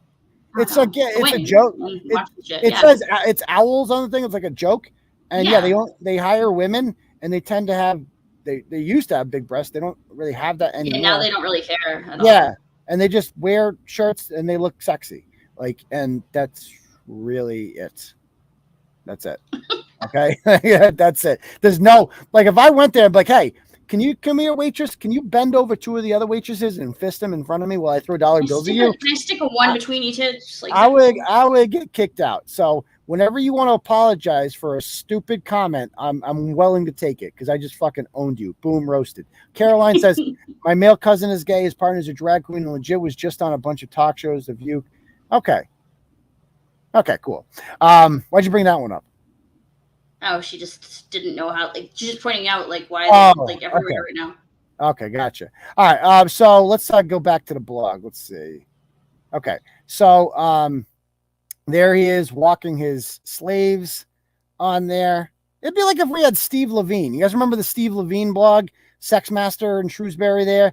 Like, imagine we had him throwing out first pitches at Fenway. That's really, this is what he does, except he does it with chicks. So he's a bad guy, and these people are normal, I guess. Keep going. And by the way, the food at Hooters is fucking phenomenal. I don't care. I love Hooters. Keep on going. There's a bunch here, so we got to get through it quick. Okay, so like this, let's just take a quick look. Remember, the Red Sox invited this person to the show. You can keep going, Deb. You don't have to stop. Show me your dick. Oh, that's nice. Show me your dick. Okay, good. I remember that happened to Hooters. Oh, wait. That didn't happen to Hooters. They just brought me my fucking food and beer. Oh, I remember this happened to Hooters. Oh, wait. No, it didn't. Did this happen at Hooters? Keep going. You guys definitely drank pee at Hooters too, right? Like you had a glass of it? Yeah, we drank. Oh, yeah, that's right. He was drinking his own urine. That happens at Hooters all the time. Yeah, people stick dollars in your fucking dick at Hooters. That's a thing that happens. Right. Where'd she go? Bring her back up here. Apologize. Not you. I meant her. The chick who made that dumb fucking comment. I just want to laugh at dumb liberals who say stupid shit. They should be embarrassed by what they say because they're so fucking stupid. I mean, good for her for trying to speak out, but she tried and she failed miserably. So this is why people don't challenge me because they don't do well. Keep on going. When I find them, I give them to you. So he's like, what? We better see his dick. It's all just about dick. I love dick. Because we better see a fucking dick. Enough, huh? Okay, yeah. I want to see this guy's dick. And I want to suck it. Like, that's basically, and which is fine. Go ahead. Suck all the dicks. I don't care whose dick you suck. And by the way, you go to this person's Instagram, Black Lives Matter, Stop Asian Hate. All cops are bastards. She, her, which is just hilarious that they call themselves she, her. Yeah. Hates Republicans. It's just, this is democratic activism. This is what the party has become. You can go fast. You can scroll through these quick. He says faggot so much. Yeah, he says the faggot a lot, which you're allowed to do, and you're allowed to call people cunts if you are LGBT. It's like the N word for black people. Like you're allowed. He uses cunt as every possible form of speech, like verb, everything. He's like, she's so cunt. Yes, a lot of cunts. That's just cunt. Cunt. Not that I have anything against cunt, but I'm also not invited to throw the first, because I use it a lot, but I'm not invited to throw any pitches at Fenway Park. I mean, are you allowed to bring like a team with you? Like, I don't think you need 4 people to throw out a pitch. Like, no, you don't need an entourage. She did that because it wasn't enough for her. It wasn't enough. It wasn't enough for her just to be a lesbian, because that's boring. Nobody cares about, oh, you're just a lesbian that eats pussy. Yeah, nobody, congratulations. Like, and I think that's what it was. She's like, no. I need to force the whole agenda on you. Like, people, there was a time when people used to, just like watch baseball games and go to sporting events. But now we have to come down here and we have to have all this other bullshit, heaved upon us. And I'm just not down with that. Okay. So what I want to talk about now, let's talk about the Crissy thing, because I did a rant about this. All right. So I did a rant about this. It actually got like 2,000 views. Just riding home from court yesterday. So we need an update on the Crissy story because I'm going to be doing a big expose on her. I feel like I haven't touched on her enough because I don't want what this woman did to me. And I talked about this on Turtle Club, but I haven't talked about with everybody. And it's just so fucked up. And we need to talk about a few of these things. So give me a minute just to some screenshots over here. I want to post in the thing. Okay. So Crissy Yakimowsky is a woman who used to be, I would call her a friend, I guess. She was a longtime turtle rider and one of these people that really like inserted herself into the blog itself. Let me pull up her image over here. She kind of looks like a bird. Yeah, there she is. Okay. So Crissy, as they call her, she decided that she was going to, in 2019, that she was going to record a woman by the name of Hadassah Robeson, who I had written a few blogs about, in her boarding house situation, which was not good in Milford. And she was going to record her and then send me the clip of that. And I played it on the show. After I played it on the show, she's like, can you get my name? Like, I don't want this having any trace back to me. And I said, sure. So I, deleted her name from it and stuff like that. She's clips without her name and blah, blah, blah, blah, blah. And Hadassah heard it and she's like, wait a minute. I didn't know I was being recorded. And she goes to the police and the police call Crissy and say, did you tell her this is being recorded? She's like, I didn't know I had to. And you do have to, because Massachusetts is one of 11 states that is a 2-party consent state. You have to have permission of both parties to record them.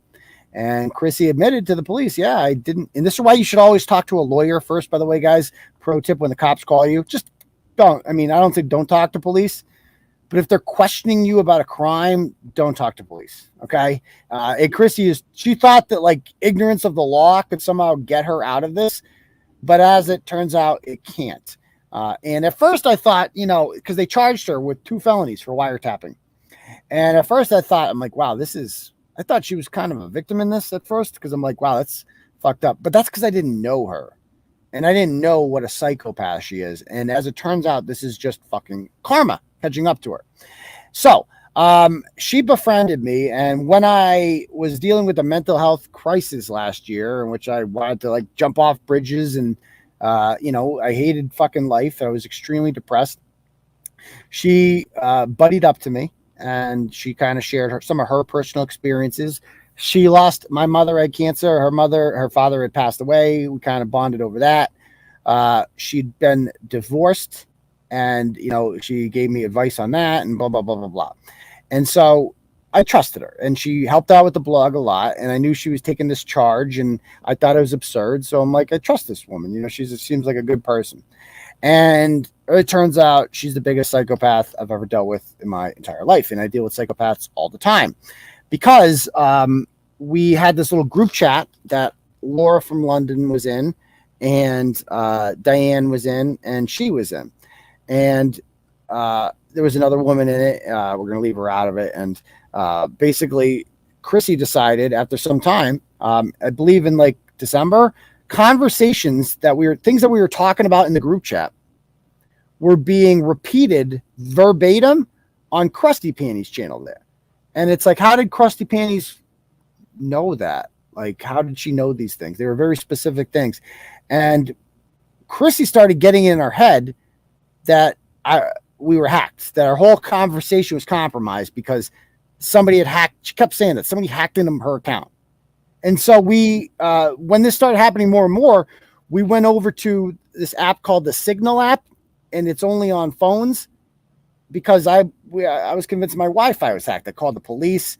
They seemed pretty convinced because I never suspected in a million years that I trusted this woman more than anyone. She was screenshotting our conversations and sending them to Krusty Panties, which was out of the question because she hated Krusty Panties. Turns out she was sending stuff out to others way before that too. Right. So she was that picture says it all. That's a crazy fucking bitch there. Someone said she looks like Dee from Always Sunny. She really kind of does. You think so? I mean, she's she's crazy bird. And trashy like that. So it might stupid bird. Yeah. But anyway, she's not like other ratchets I've blogged about because she has a lot to lose. She has 2 kids. One is a teenager, and they would be embarrassed and ashamed about this, like if they knew what their mother was doing, because she was sending all this stuff to Crusty Panties. And when I found out all this, like she had posted some of this stuff, it was the sense of betrayal. I can't even tell you. It's like, if you don't like me, if you decide suddenly you don't like me, just move on with your life. That's all you got to do. But no, you had to try to hurt me. It failed because I'm still here, bitch. Right? I mean, it sucked at the time. At that point, your live stream was messed up as well. Yeah, that's another point, Pam. I do want to point that out with the whole hacking thing. So people like Schramm are too stupid to understand this. So I legitimately thought, at first I didn't think I was hacked. I thought I'm like, hacked. I mock people who say they're hacked, right? Not hacked. But then weird shit started happening, right? Like I would have my, during my live streams, I would lose internet. Remember when that would happen over and over again? I would lose internet. I do. It was like consistently for like 2 weeks. Every show. That's not a coincidence, because I went and got a new router and it's never happened since then. And it's kind of scary because they're like, you know, the folks from Charter told me that, or whatever my internet provider is, they told me that they're like, yeah, to do that, you have to come to the house and you have to like stand outside the box and you have to like send some signal to it. And then you can access it. I don't know. They were telling me about it, but like you have to come to your house to do that. And so I'm like, well, that's fucking freaky. But that happened. And then the Turtleboy store and the Turtle Club, if you guys recall, was also removed. Yeah, they took that around New Year's. People were like trying to sign up for Turtle Club and they couldn't. It was just gone. And the donation DDoS button attacks too was gone. The DDoS attacks, like all this shit was happening. And that, I didn't imagine that. That actually happened. Somebody did that. And so that made this more plausible, right? And then the fact that things are getting repeated by Crusty Panties makes it even more plausible, right? Because I'm like, I trust you. You wouldn't send that to her, obviously, and I would never accuse you of that, because that would be the worst fucking thing, like the shadiest cunt to do that. Like, who would do that to a friend? And the whole time, as it turns out, it was actually her. She was actually just sending stuff to her, and I found this out. And apparently she thought that she considers herself a victim in this, because I am just like, oh, bitch, I don't know who you think. I don't know why you thought this was a smart idea, Crissy. Because you know me and you know what I do, and you know I'm not going to rest. You know that, right? Like, you own a bit, and I'm speaking to Crissy right now because I know she's listening. So you own a business and you have a couple kids or whatever and a family, and it's called Royal Thermal View. Did you think I wasn't going to make it like my mission to take all that away from you? Did you think that? Like, did you think that I was just going to be like, yeah, that's okay. You could, like, do you understand how low I felt when all this came out and I found out I was betrayed by you? Like, it sent me in the kind of guys, I'm not like I was so severely depressed by this because I have such trust issues to begin with. And to have this person of all the people who has confided in me and vice versa do this to you, it's like, I can't explain what that does to a person mentally. Like, all the therapy and all the shit I did was just thrown out the window. And it was like, fuck, like, it started from scratch. And she knew that. And it was all on purpose. And I'm like, wow, you're fucking evil. Holy shit. But also, she has this upcoming court case with Hadassah, who not a Hadassah fan, obviously. I wrote about Hadassah, but I've moved on from her. And I'm like, well, time to contact Hadassah and let her know that according to the court order that I have here somewhere, let me see if I have it. Oh, here it is. Check this out. It says she must, as part of her terms of release, stay off Turtleboy Sports and have no contact with the victim or no contact with the Gan Rivka Center. Now, I've published blogs that show that not only did she was an admin on our Facebook page, and she would message me days before court to have me write blogs about Hadassah, expose Hadassah some more, specifically so Hadassah would get rattled and fucking like freak out in court, and it would delegitimize the things that Hadassah was saying. And I'd never saw this piece of paper until after Crissy and I split. And so I'm like, oh, well, I guess I'll call the probation office up and tell them. And so they are now aware of this, and she's completely fucked. She might have been able to say before, oh, I just made a mistake and it was a one-time thing. I didn't know I wasn't allowed to do it. Now it shows that this is a part of a pattern, a specific pattern here, an ongoing pattern of using the internet to covertly, because you can't even do it under your real name, attack people while carrying on this facade of being a well-respected mother. Now, she has 2 kids. One is in college and one is, I believe, 13 or 14. And they're completely innocent in all of this. And their father is a really good guy who she cheated on him, by the way. No, he didn't date her. Oh, no. She was a friend. God, no. I mean, she tried to get his pants. Didn't work. She did. She was thirsty. Pretty thirsty. Thirsty. But you will never get this, Crissy. You will never get this. You never get this. Have you and Adasa inadvertently become cool? I wouldn't say we've been cool. She did thank me the other day. She wants the blogs down, and I'm not doing that. I'm not doing this for that reason. I'm here to help the state. Okay. I'm here to do my part as a citizen, let them know, and the revenge factor. Like let's not underestimate that and all this. This bitch needs to pay for what she did. This is a felony. And I want to remind her how fucking stupid it is. Curious on how Unc figured it out was Crissy. So good question. So, I found Krusty Panties published a blog in January 8th around there. And in her blog about me, obviously, she was saying that he's not hacked. People are giving us information. And I didn't believe that. And so she publishes screenshots of my conversations with Crissy. And they're from Crissy's perspective, because Crissy's comments are on the right and my comments are on the left. If I was hacked, and we'll get to the Teresa Mendoza one thing. If I was hacked, then the comments from me would have been on the right and hers would have been on the left. And that's when I was like, oh, fuck. And a lot was going through my head. I'm like, so she knows I'm going to see this. She wants me to see this, right? She wants me to know, like, bitch, I did this. And I have declared war on her since, obviously, and sent her some very, very angry text messages just to let her know who she fucked with. And that I'm never going to forget this, Crissy, ever. And I'm going to take everything away from you, by the way. She has since, I'd like to point out, lost her son. Her son no longer wants to live with her and is not living with her because Crissy lied to her kids. And she told her that, no, they saw the blog about me, about her. And she's like, that's a lie. None of that's true. And this is what Crissy does. When Crissy cheated on her ex-husband, she got caught in the act. He came home one day and found her and some guy named Tony Femo fucking in the living room. And he was like so pissed off. He went back to the pool and waited for her to come out. And then she came out and she denied it. She's like, oh, we were just going swimming.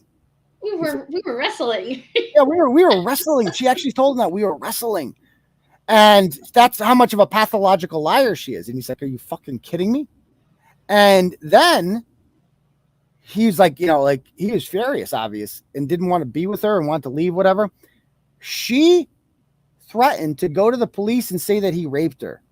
And then she took out a fucking loaded gun and pointed it at his head. This is all in court documentation that I will be showing shortly. She literally pulled a fucking gun on him and threatened to lie about being raped. That is the level of psychopath we're dealing here with Crissy Yakimowsky and the type of liar she is. She would just lie to your face. I mean, she lied to us for so long about the hacking bullshit.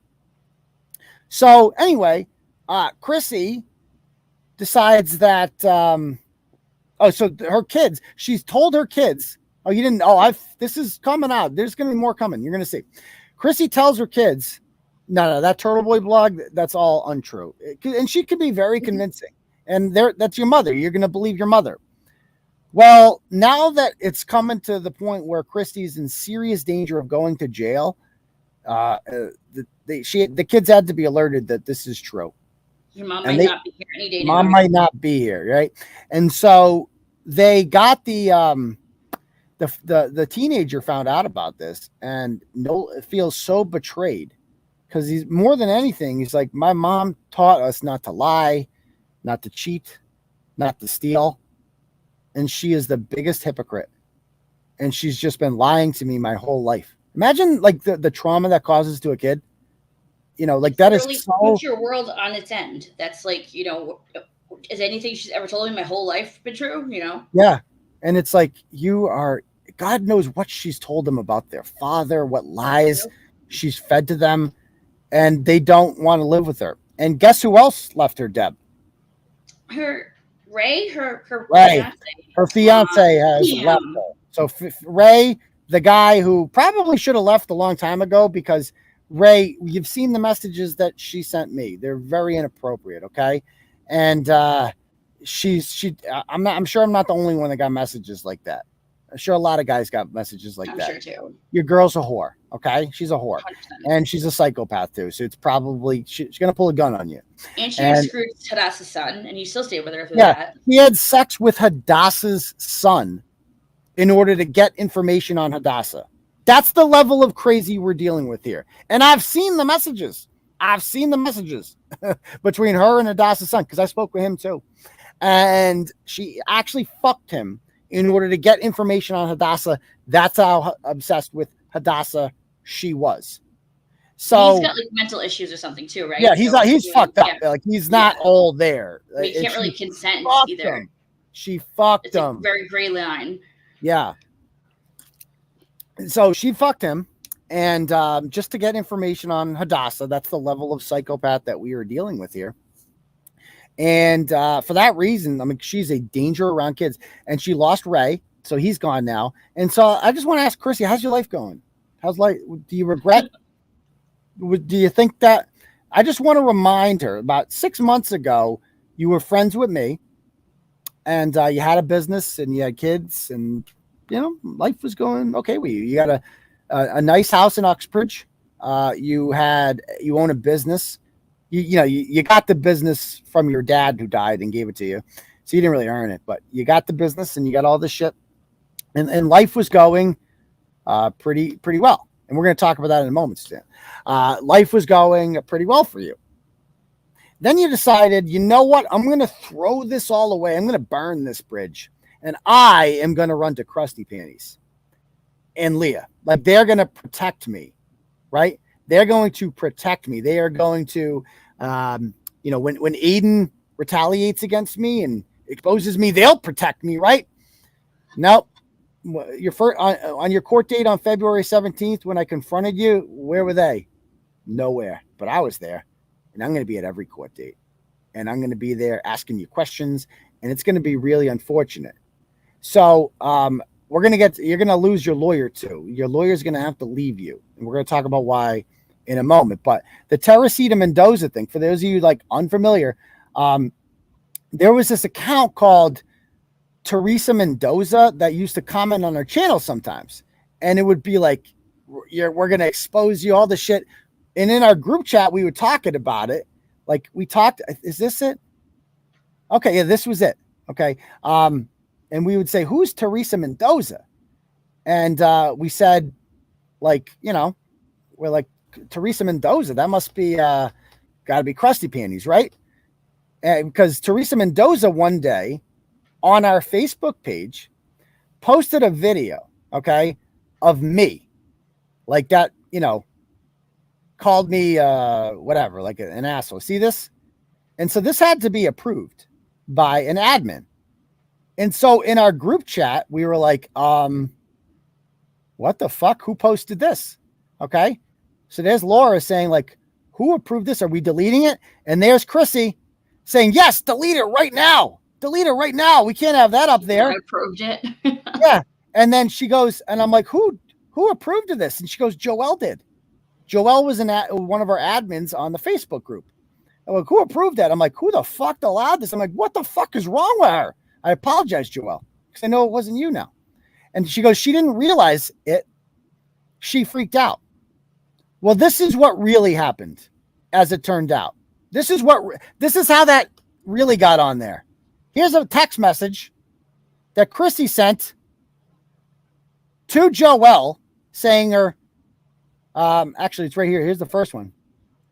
on December 9th saying, accept that post on OnlyFans. Don't say I told you to accept it either. Check this out. And then she goes, call me right after you watch it. Please don't say I told you to approve. And then over here, she's going, yeah, Joelle did it. It's like, seriously, this is awful. I can't believe Joelle would do that. Joelle, I'm on the phone with her and she's super upset. This is what I mean by psychopath. Like the level of crazy you have to be. This for a full other month, she would go on. She called me later on and be like, how's your mom doing? She would always ask, how's your mom doing? Like pretending to be my friend. And this is what she's doing. Yeah, Crissy. Oh, I'm never going to, you are going to, I'm never going to stop until you are destitute, till you're in jail. I'm not going to break any laws to do it. I'm not going to threaten you. I'm just going to do what I always do. I'm going to remind you every fucking day when you're alone, sad and crying that you were the dumbest fucking person who made the biggest mistake of your life by deciding to fuck with me, of all people. Me, the most vindictive cunt on the planet. And you're like, I'm going to go fuck with that guy.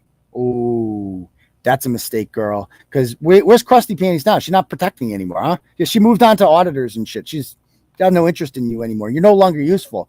Where's Bramanda? Where are they at? Oh yeah, they don't like you either, as it turns out. They don't like you either. Where's True Toy? Oh no, she found out that you contacted her fiance. She's no longer useful to you either. So none of them are useful to you. On Rue's channel, LG said she's done with the TV fight. This is after he slayed the. I know it's so easy to be done after I fucking destroy them all. Right? Oh well, yeah. Okay, I'm backing out. Good. Which is fine. But we'll let the law handle that. So yeah, the Netflix series. Yeah, this is like it's like a Lifetime movie. Yeah. I'm going to show you some more messages, like behind the scenes about this. So let's see. This is how convincing she was with the hacking. So she's like, awesome. Will they be able to access your computer? I'm hoping so. I'm like, either way, they're distributing what they know is hacked information. Yep. Okay, cool. Has anyone she knows the whole time it's all her. And this is me telling her on December 29th that I don't think it's a hack. She talked me into the hack. I go, I'm not completely convinced it was a hack. She goes, they did.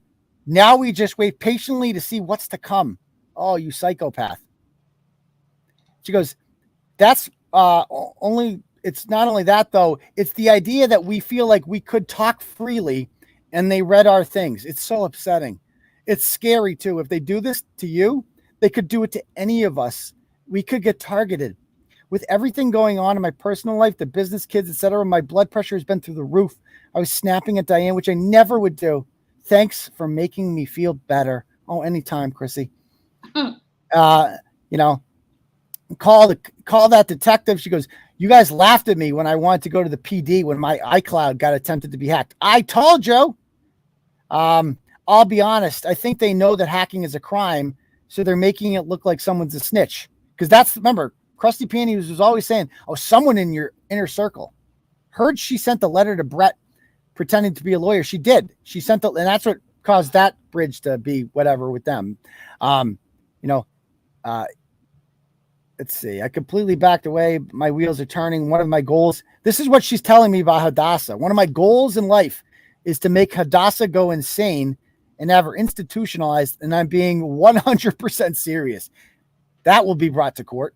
I'm worried about my court date, blah, blah, blah. And this is her saying her lawyer told her to do a blog. So she goes, that's Mike Maloney, said to do a blog about Hadassah. He said her behavior is triggered by Turtleboy Sports and not me. Aidan is protected. He wants to discredit her. I highly doubt her lawyer told her to violate the order. I highly doubt that. I can't comprehend why she would turn on you. She was in my house like 3 years ago, basically saying she was always on your side because she's psychopath, Krista. She's a complete psychopath. There's no other. I still don't understand to this day either why she suddenly set her off. Yeah. Right. And then not only just set her off, she's like, okay, I don't like, maybe she like realized like, oh, I don't like him anymore. Okay, fine. Go do your own thing. But I'm going to run to Krusty Panties? No. Some people just like chaos. There's no other way around it. the only person that is capable of making Hadassah crazy is Aidan. Like, I'm showing all this shit to the judge. And by the way, so Joelle showed me those messages, right? Joelle showed me Aidan, here's what she sent me on December 9th, telling me to post that in the group. And I was like, oh, I wish I spoke to you before, Joelle, because Joelle and I didn't talk very often. Crissy tried to keep us apart because she's afraid I'd figure this all out. And this is what Joelle gets, right? This is what Joelle gets for doing that. A message from Colleen McAfee. Do you know who Colleen McAfee is? Kate, right? Nope. It's not. I don't know. Well, let's figure it out if we can read this. Is it Crissy? Hey, Joelle, heard you like to act like a badass behind your stupid fucking alts. Keep up your shitty work, and we will truly show you what it's like to truly be doxxed. And then they sent her a picture of herself when she was sick. And she goes, oh, I mean, if I look like a 65-year-old train wreck too, I would hide as a dude on social too. Aging is not doing well on you. Keep coming at people under your cult leader, and you'll be sorry you ever did. So she's getting threats. She's being threatened for telling me the truth. Yeah, obviously. Joelle is like the nicest person ever, too. Yeah, she's really the nicest. She's a sweet lady. Like, and of course, like, obviously it's her. We all know this is her MO. That's Tony Lombardo. Back again. Obviously, we know who said that. And she's admitted that she runs that account too. And Krusty Panties uses her real name and says, hi, Joelle. It's highly advisable that you see yourself out of this entire Aidan I'm terrorizing Crissy somehow. Like, what? Because I think we both know it's not going to end well for Aidan or anyone co-signing him. I think you're a nice enough lady that you probably don't want to get caught up in his bad behavior. Please don't make me change that opinion. Like, nobody's scared of you. Nobody is fucking scared of you. Who do you think you are, bitch? You're just some chick who lost her kids. That's all you are. I say for your sake, we all know every single cowardly sock account you hide behind. There's a lot of us, and we broker in a lot of information. Yeah. I mean, you broker information. When you're not raising kids, you have time to whatever it means, broker in information.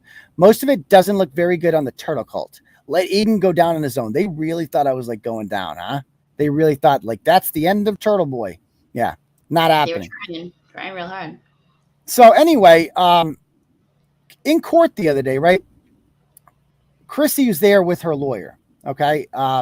So she, which is probably confusing to her lawyer. Her lawyer's named Michael. Oh, good. Newsmax ran the Easton story, but they didn't tell the whole story. So you either. Right. Well, they didn't. They're missing the most important part. What that woman said. We'll come back to that later. Yeah. So with this whole thing, so Michael Maloney ran against Rachel Rollins for district attorney in 2018, and he was unfairly called, shockingly, a racist by Rollins because he said he liked Tom Sawyer. And I wrote about that in 2018. He read it. He contacted me. I interviewed him on my podcast that I used to have back in the day.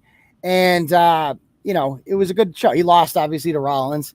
But he appreciated that I told the truth about him and gave him a platform to do that. So fast forward to March 10th on 2020, 2 days before the COVID thing happens. I'm in Attleboro District Court because Krusty Panties is trying to get a restraining order against me. And I was obviously wasn't afraid of losing that, but I'm sitting in court and this guy who looks like Thomas Jefferson goes, is Aidan Kearney here? I'm like, yeah, it's me. He's like, oh, you're supposed to be outside. It's like, I'm Michael Maloney. You interviewed me. I'm like, oh, yeah. He's like, so I see you're here. A lot of people in the court are talking about it. Do you have a lawyer with you? Do you have representation? I'm like, no, I was going to do it myself. He's like, do you want me to represent you? And I'm like, sure. So I filled him in on the whole thing and he represented me. And he's like, we're going to try to he goes, to make it more likely this gets dismissed, we're going to file for one on her.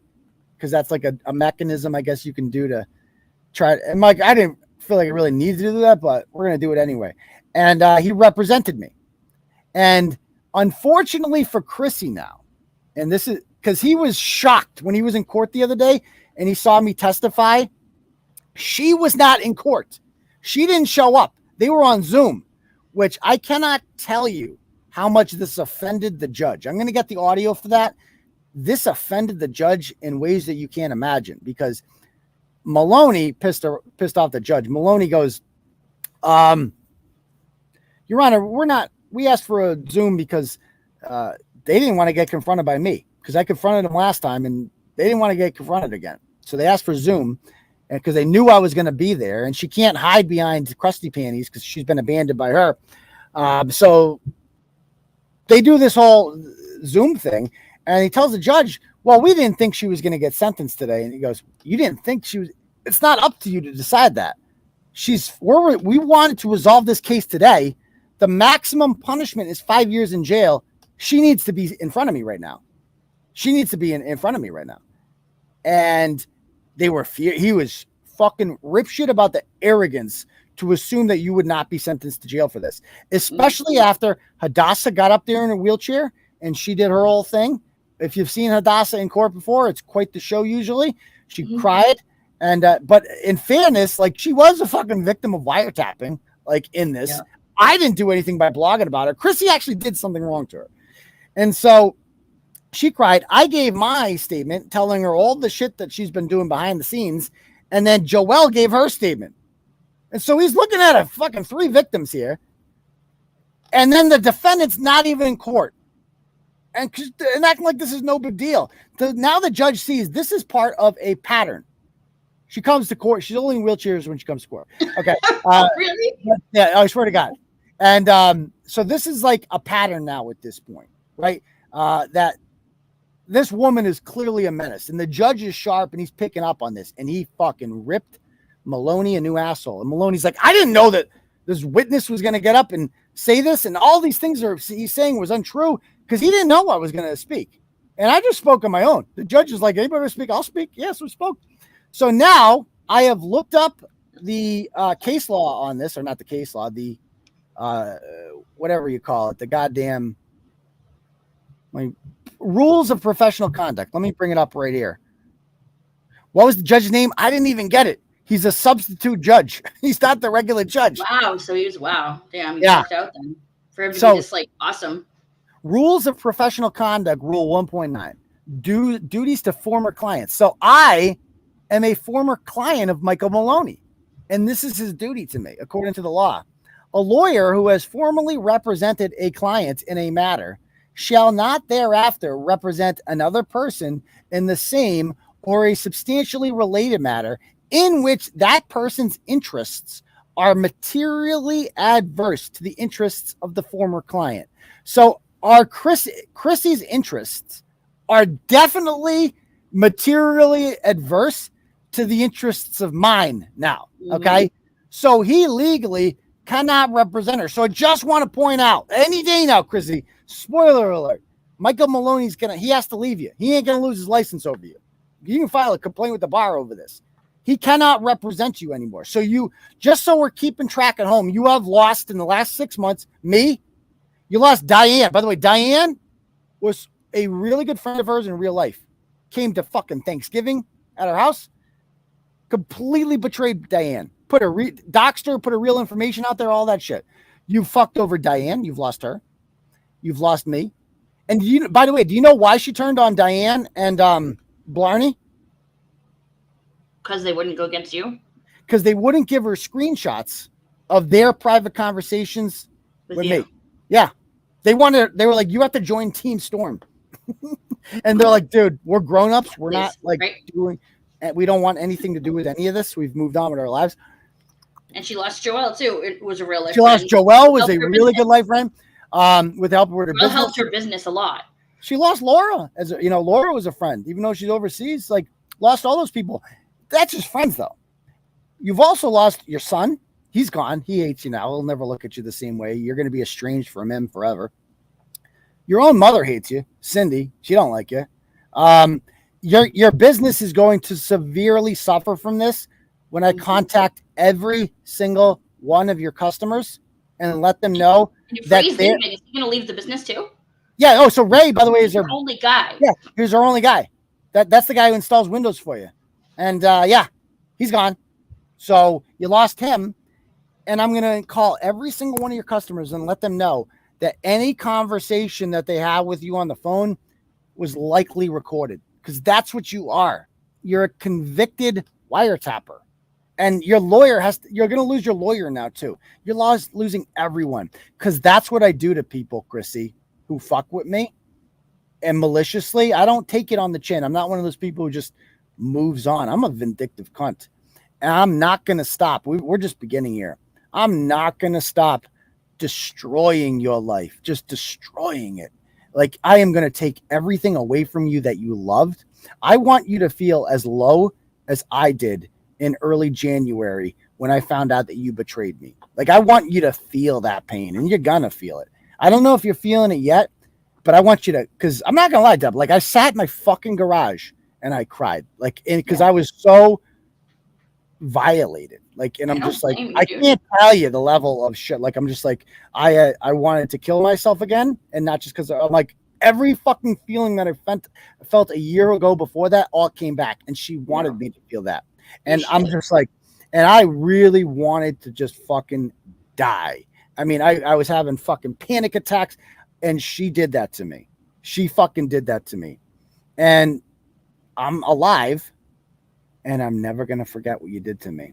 And you're going to feel the way that I felt that day. You're going to feel that, Crissy. And I'm never going to stop. I just want you to know that, because I know you're watching. And it's not like I'm doing this because you're evil. You're just fucking evil. And the judge has now seen you for evil.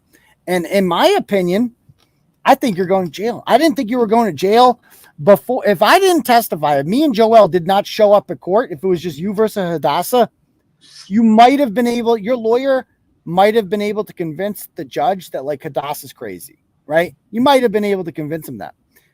But now you can't. Now it's like you have a team of people showing up there.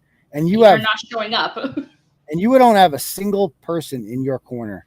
Not one person is. Your mom's not going to speak for you. She's gone. Ray's gone. He's not going to speak to you. Fuck Chris. Exactly. Fuck her. Like, nobody's going to. I mean, I can't tell you, Deb. Like, I'm getting emotional thinking about it. Like, because I'm right next to the garage. Like, I wanted to fucking. I got in my car, and I'm just like, I just want to drive somewhere and just never appear again. Like, that's how low and violated I felt by that. You know, more pictures were posted of me violating fucking pictures, you know? And this woman just set it all up. She set it all fucking up. And I'm never going to get over that. And I'm never. And I was in a horrible place. That's Laura. Like, I went out to dinner with my parents that night, right? And my two kids. And we went to the Black and White Grill in Spencer. And they knew something was wrong with me. And we had never talked about, like, the causes of my depression before. And they were just looking at me. They're like, I started crying in the fucking restaurant. Like, I couldn't. And I'm just like, it was like therapy session with my parents. I told them fucking everything. And I'm just like, it's been fucking hard dealing with that shit. And and you did that to me. And I was fucking down as shit, man. I'm down as shit, but I'm not. Now I'm not. And I'm on I'll never forget what you did to me. I'll never forget what you did to my family, what you did to my friends, what you did to people who were close to you. You're the most evil, diabolical, useless. I mean, you wanted me to kill myself. Like, you're fucking evil. And I'm never going to forget that, ever. And I'm going to punish you. I'm going to spend I will not stop until you beg for mercy. And then I'm going to do it twice as much. And you're going to feel the pain that I felt. Just understand that. You're going to feel the way I felt in that garage when I want to end my life. Okay. Well, Leah's just guilty, isn't she? But, you know, to me, she's nothing. I mean, she didn't pretend to be my friend. You know what I mean? She didn't contact me and then, like, she is what she is. Okay. She's a person that I shouldn't have done that with, right? That I trusted. And that was a huge mistake. Right. But this one, no. This was like, this was years of friendship building me up just to fucking earn my trust and do this to me. And it's what she's done to people her entire fucking life. And I talked to her husband. I talked to her ex-husband. And I said to him, I'm like, I don't know.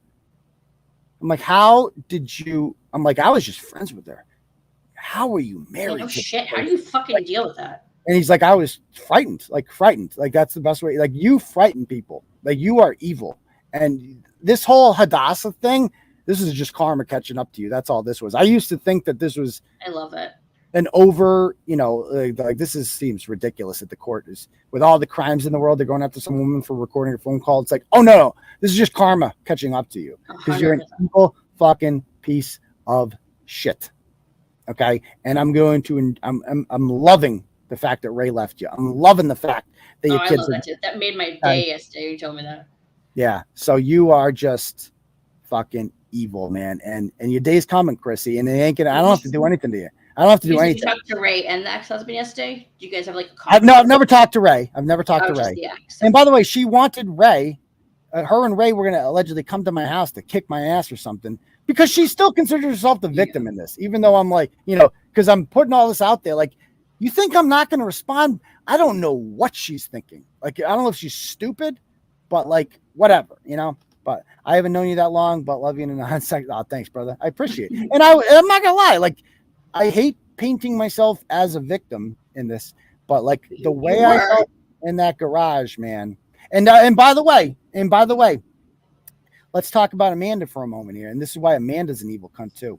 So Amanda has an alias I found out called Leslie Selman, Leslie SL.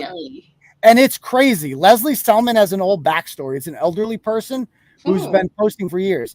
And Leslie Selman has been messaging me story ideas for years. Coincidentally, always about Woonsocket, where Amanda's from. Mm-hmm.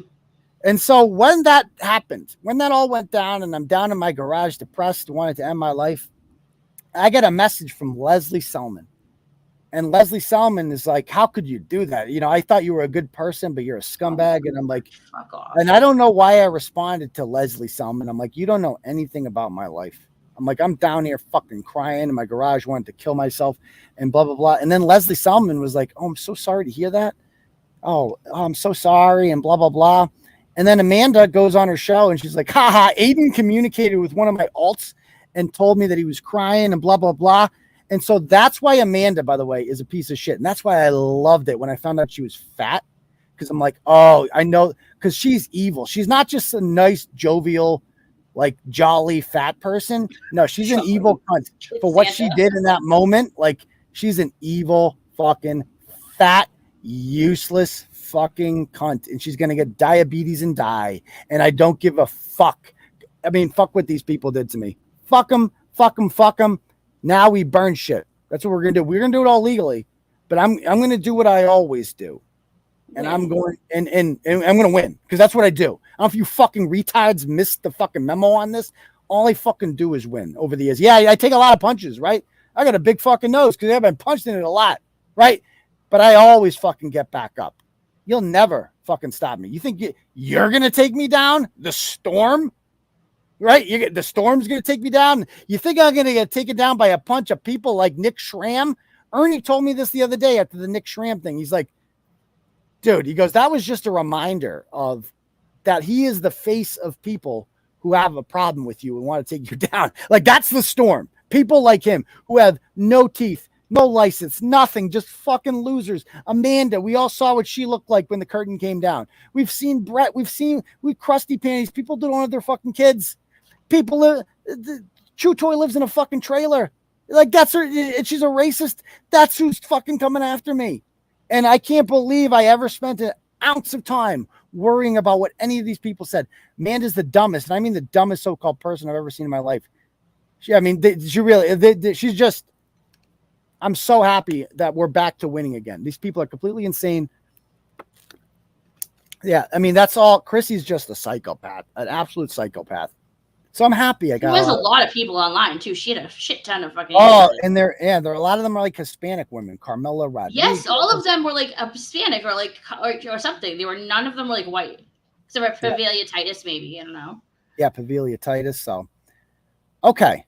Yoda sucks. Brett Balls. Okay, so I don't know. I don't know what's going on with that, but anyway, can you guys? Why don't we just do? It's getting a little late. Holy shit! It's 11:25. Why don't we do a little Ask Turtleboy? Good crowd though for this late. If anybody, we got a couple donos here. I just want to bring up real quick. Hit the like, 2 people. Yeah. How many likes we got on this video so far? I don't know. Let's see. Peacefully burn it down. I like 42. That can't be right, really. No way. That's right. No way. Christoph sends $69 and says, Mega Mortis, I will not change my name to Prescott. It is Polakophobic to not be able to pronounce my name correctly. And all of you better learn before I report you.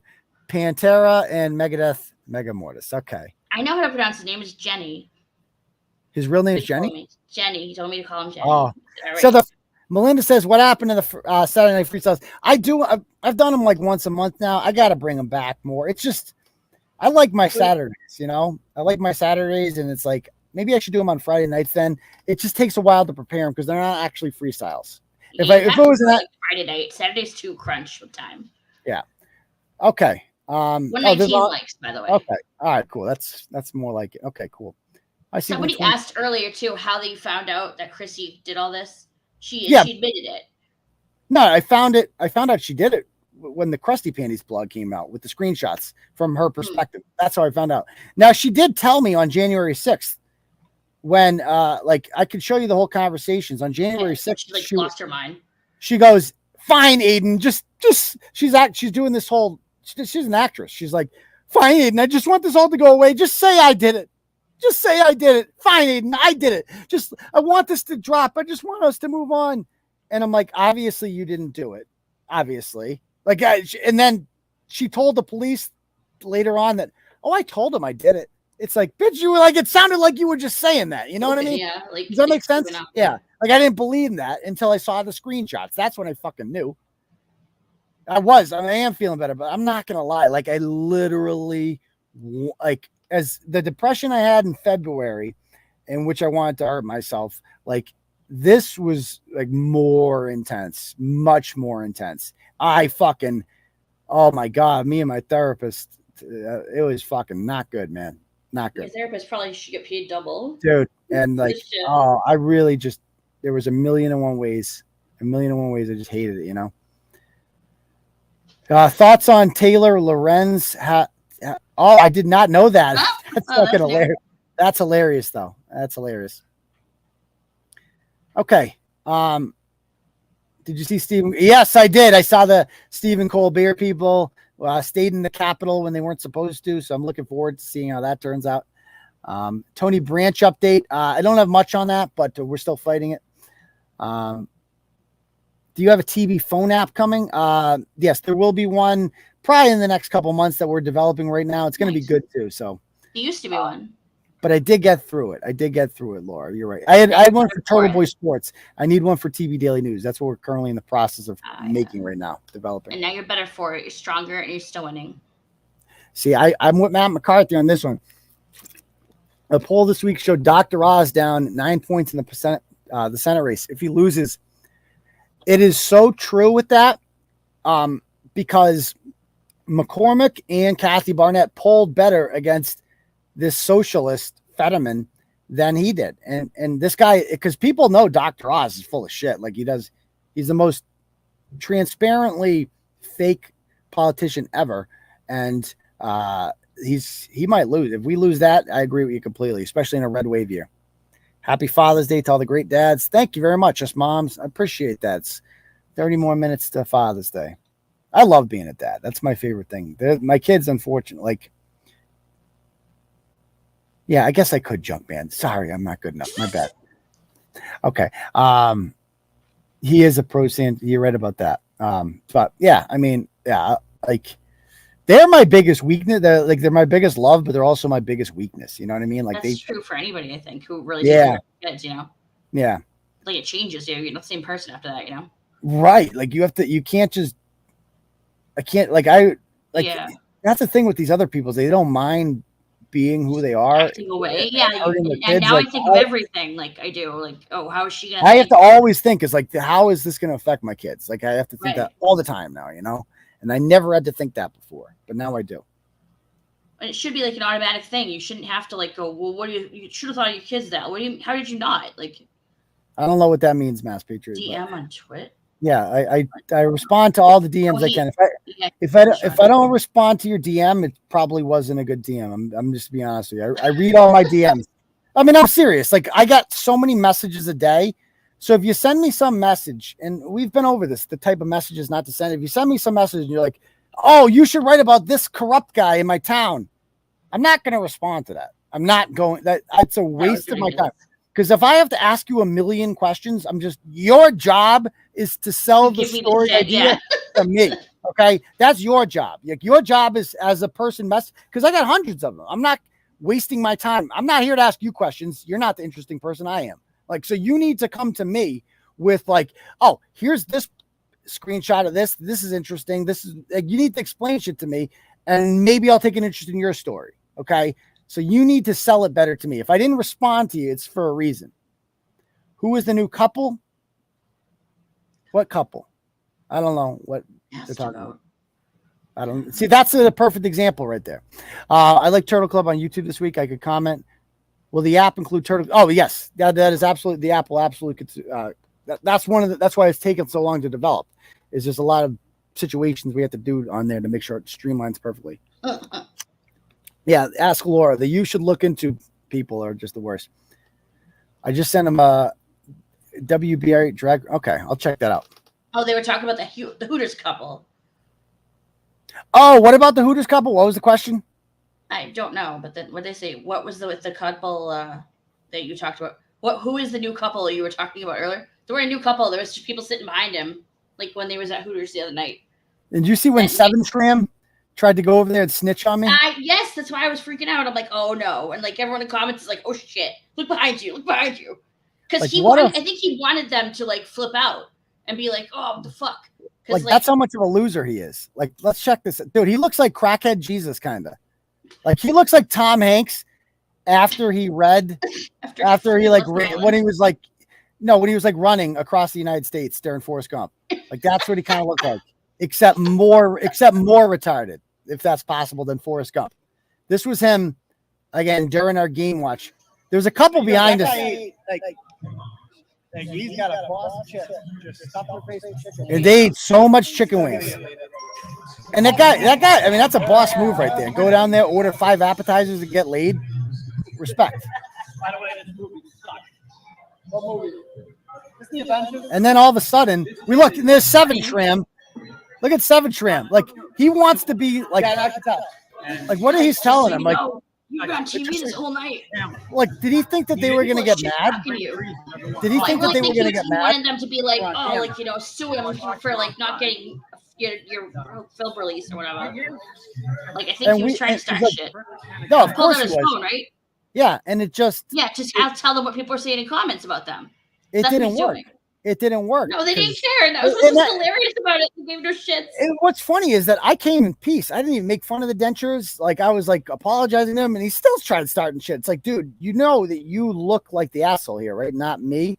Like, and you look probably pathetic. Texted him, or somebody probably texted That's him. exactly what happened. That is exactly what happened. He got a text from Daddy, who told him, "Hey, go do this," and he's a good slave. He does what he's told. I think people were like worried that he was gonna like call the cops on me or some shit. Like, he ain't that crafty, but I guarantee you that he got a message like, "Hey, somebody needs to go down to Hooters." And he's like, "I'll do it for you, Daddy. Let me get my Uber because I can't drive, and I'll go do it for you." Yeah. That kid, I mean, he might have been. He might have. Something's wrong with that. I think so, definitely. 2016, 100 specialists signed a letter to Trump about defending this country. See that? I have zero He's interest. the guy who wants to like help you or something. So he's trying to prove his credibility, I think, or something. Yeah, that means nothing to me. Okay, I don't know what that means. Just if you have a fucking story idea, send me the fucking story idea. I don't give a shit about any of that. Especially, by the way, especially when you don't use your real name. Because I don't know what mass patriot is, but if you're not going to use your real name, you have even less credit. Much less likely to read your fucking thing because you won't even fucking put your name on it. So there's that. I'm being honest with you. I'm not trying to be a dick. I'm just being honest with you. Yeah, you're right, Seven. Like, he bothered in this couple. Like, that was weird, you know? All right, anybody else? I don't know. We'll see about the golf thing. That's turning into the whole new, like, what's up with the FOIA thing? You mentioned recently the Notre Dame football. I think he'll do great. I think Notre Dame's going to do fucking awesome with Marcus Freeman. I think they're going to do great. I think we're not going to lose a step. And I think that Kelley's going to completely bomb at LSU because that's what happens to SEC coaches. You have to play Alabama every year. You're going to lose a lot. And Notre Dame, you play an ACC schedule. You have to win a lot in Notre Dame. That ain't going to happen at LSU. So, and then you're going to get, think about it. Ed Orgeron won a national championship 2 years ago. Gone. See ya. 2 bad years. You don't get to have 2 mediocre years at LSU. You're gone. Les Miles, I think he won a national title, I believe, in like 2009, 2010, I want to say. Gone. See ya. Yeah. Biden needs training wheels. He does. He really could have used some there. Poor guy. No, fuck him. He's a piece of shit. I hope he hurt himself. How's UMass basketball looking this couple? Probably bad, but we got the coach. I wanted Frank Martin. I feel like we got the coach. So, that other guy, the woke millennial guy, he wasn't cutting it. Mr. Tight Pants there. But any major blowback? No, nothing like that. Okay. Anybody else have any questions before we call it a night? Man, we got a lot of people here for this late, dude. Right. This is a good crowd. Again, like to hit your stories of Aidan. Apparently people like those stories like that. And that's what I come here to give you that, people say they don't like the drama, but it's more than just drama. It's like shit. Gupta looks like your time traveling advisor. Oh, Gupta. When Gupta leaned over on camera and goes, "Hey, he didn't want to say this on camera, but he's simple. Like, he's really simple. Ernie, we can hear you, bro, right? We heard everything you just said. Like, oh man, I don't know. No comment. Apparently Matt Carano is a new oh god. Oh boy. And think of that. By the way, Matt Carano, talk about incompetent. He left Gerry because Gerry wanted me on the show, and Carano wouldn't have his back because he fell for the Storm's bullshit. Like he was full Shannon Mary. He believed everything Shannon Mary had to say, which is pretty much, he's like, if any of these allegations are true, yeah, they're not, you fucking retard. That shows God, I hate Matt Carano so fucking much. I just can't even describe it. I can't even fucking describe it. He's just such a fucking loser.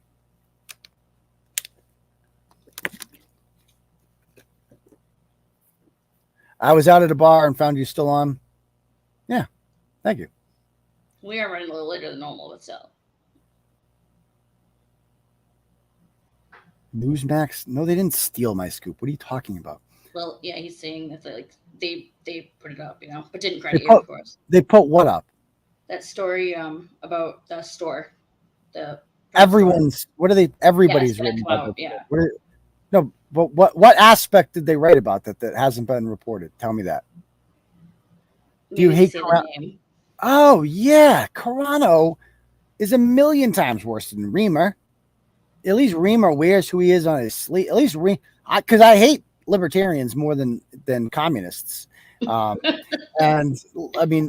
Carano is the reason why libertarians are cancer. Like, the guy's a fucking weirdo. At least Reamer wears who he is on his sleeve,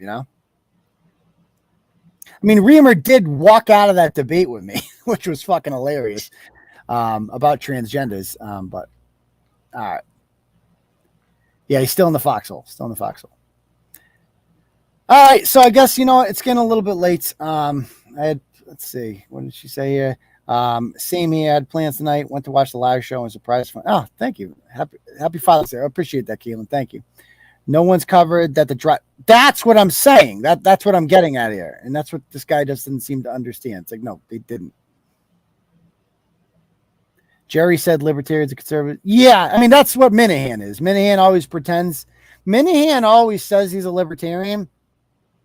But when is the last time you heard him ever push a liberal talking point on his show? Never. It's never happened. He mocks liberal talking points, and then he'll throw in some jab at Trump to make it. Oh, see, I'm Kirk Minahan. I'm a libertarian. I'm not on either side. It's like, yes, you are, Kirk. Just go full right wing, and you'll feel much better about yourself. Trust me, I did it. I was in your shoes not too long ago. I used to pretend I was a centrist. I'm not. I'm a right wing radical, and once you just accept it, you feel much better about yourself. Trust me. Yeah. I'm fucking no, the beard doesn't play. I liked you without the beard. He's a 70% chance to, well, he's wrong about that because he could be the next president if he gets the nomination, which is unlikely. So. Oh, yeah. Did you end up watching What Is a Woman yet? No. So the link you sent me doesn't play. Dude, I told you to download it like 80 times. I did download it, and then I downloaded it, and then I went to watch it, and guess what happens? You suck. You start playing it, and then 2 minutes into it, it stops. Oh, God. So the download didn't work. You can't get it on YouTube, I'm telling you. We'll get it for you. Suzanne has it, too. She has it somewhere in, like, an archived, like, thing. We'll see. All right. All right. Well, I guess we'll see. Yeah. Okay. We'll look for it. Okay. We'll see. All right, guys. I guess we'll call it a night then. Happy Father's Day to all you people out there. All you good dads out there doing your thing. And the moms too. You know, the single moms, shout out to you. You don't really get to celebrate this one year, Mother's Day, but good job. You do a 2 job for one. Yeah, guess we'll call it a night, guys. Love you all. And we'll see you guys all for the next episode of the live show on Tuesday. All right. Peace, Turtle Rise. Thanks, Deb. Good night, everyone.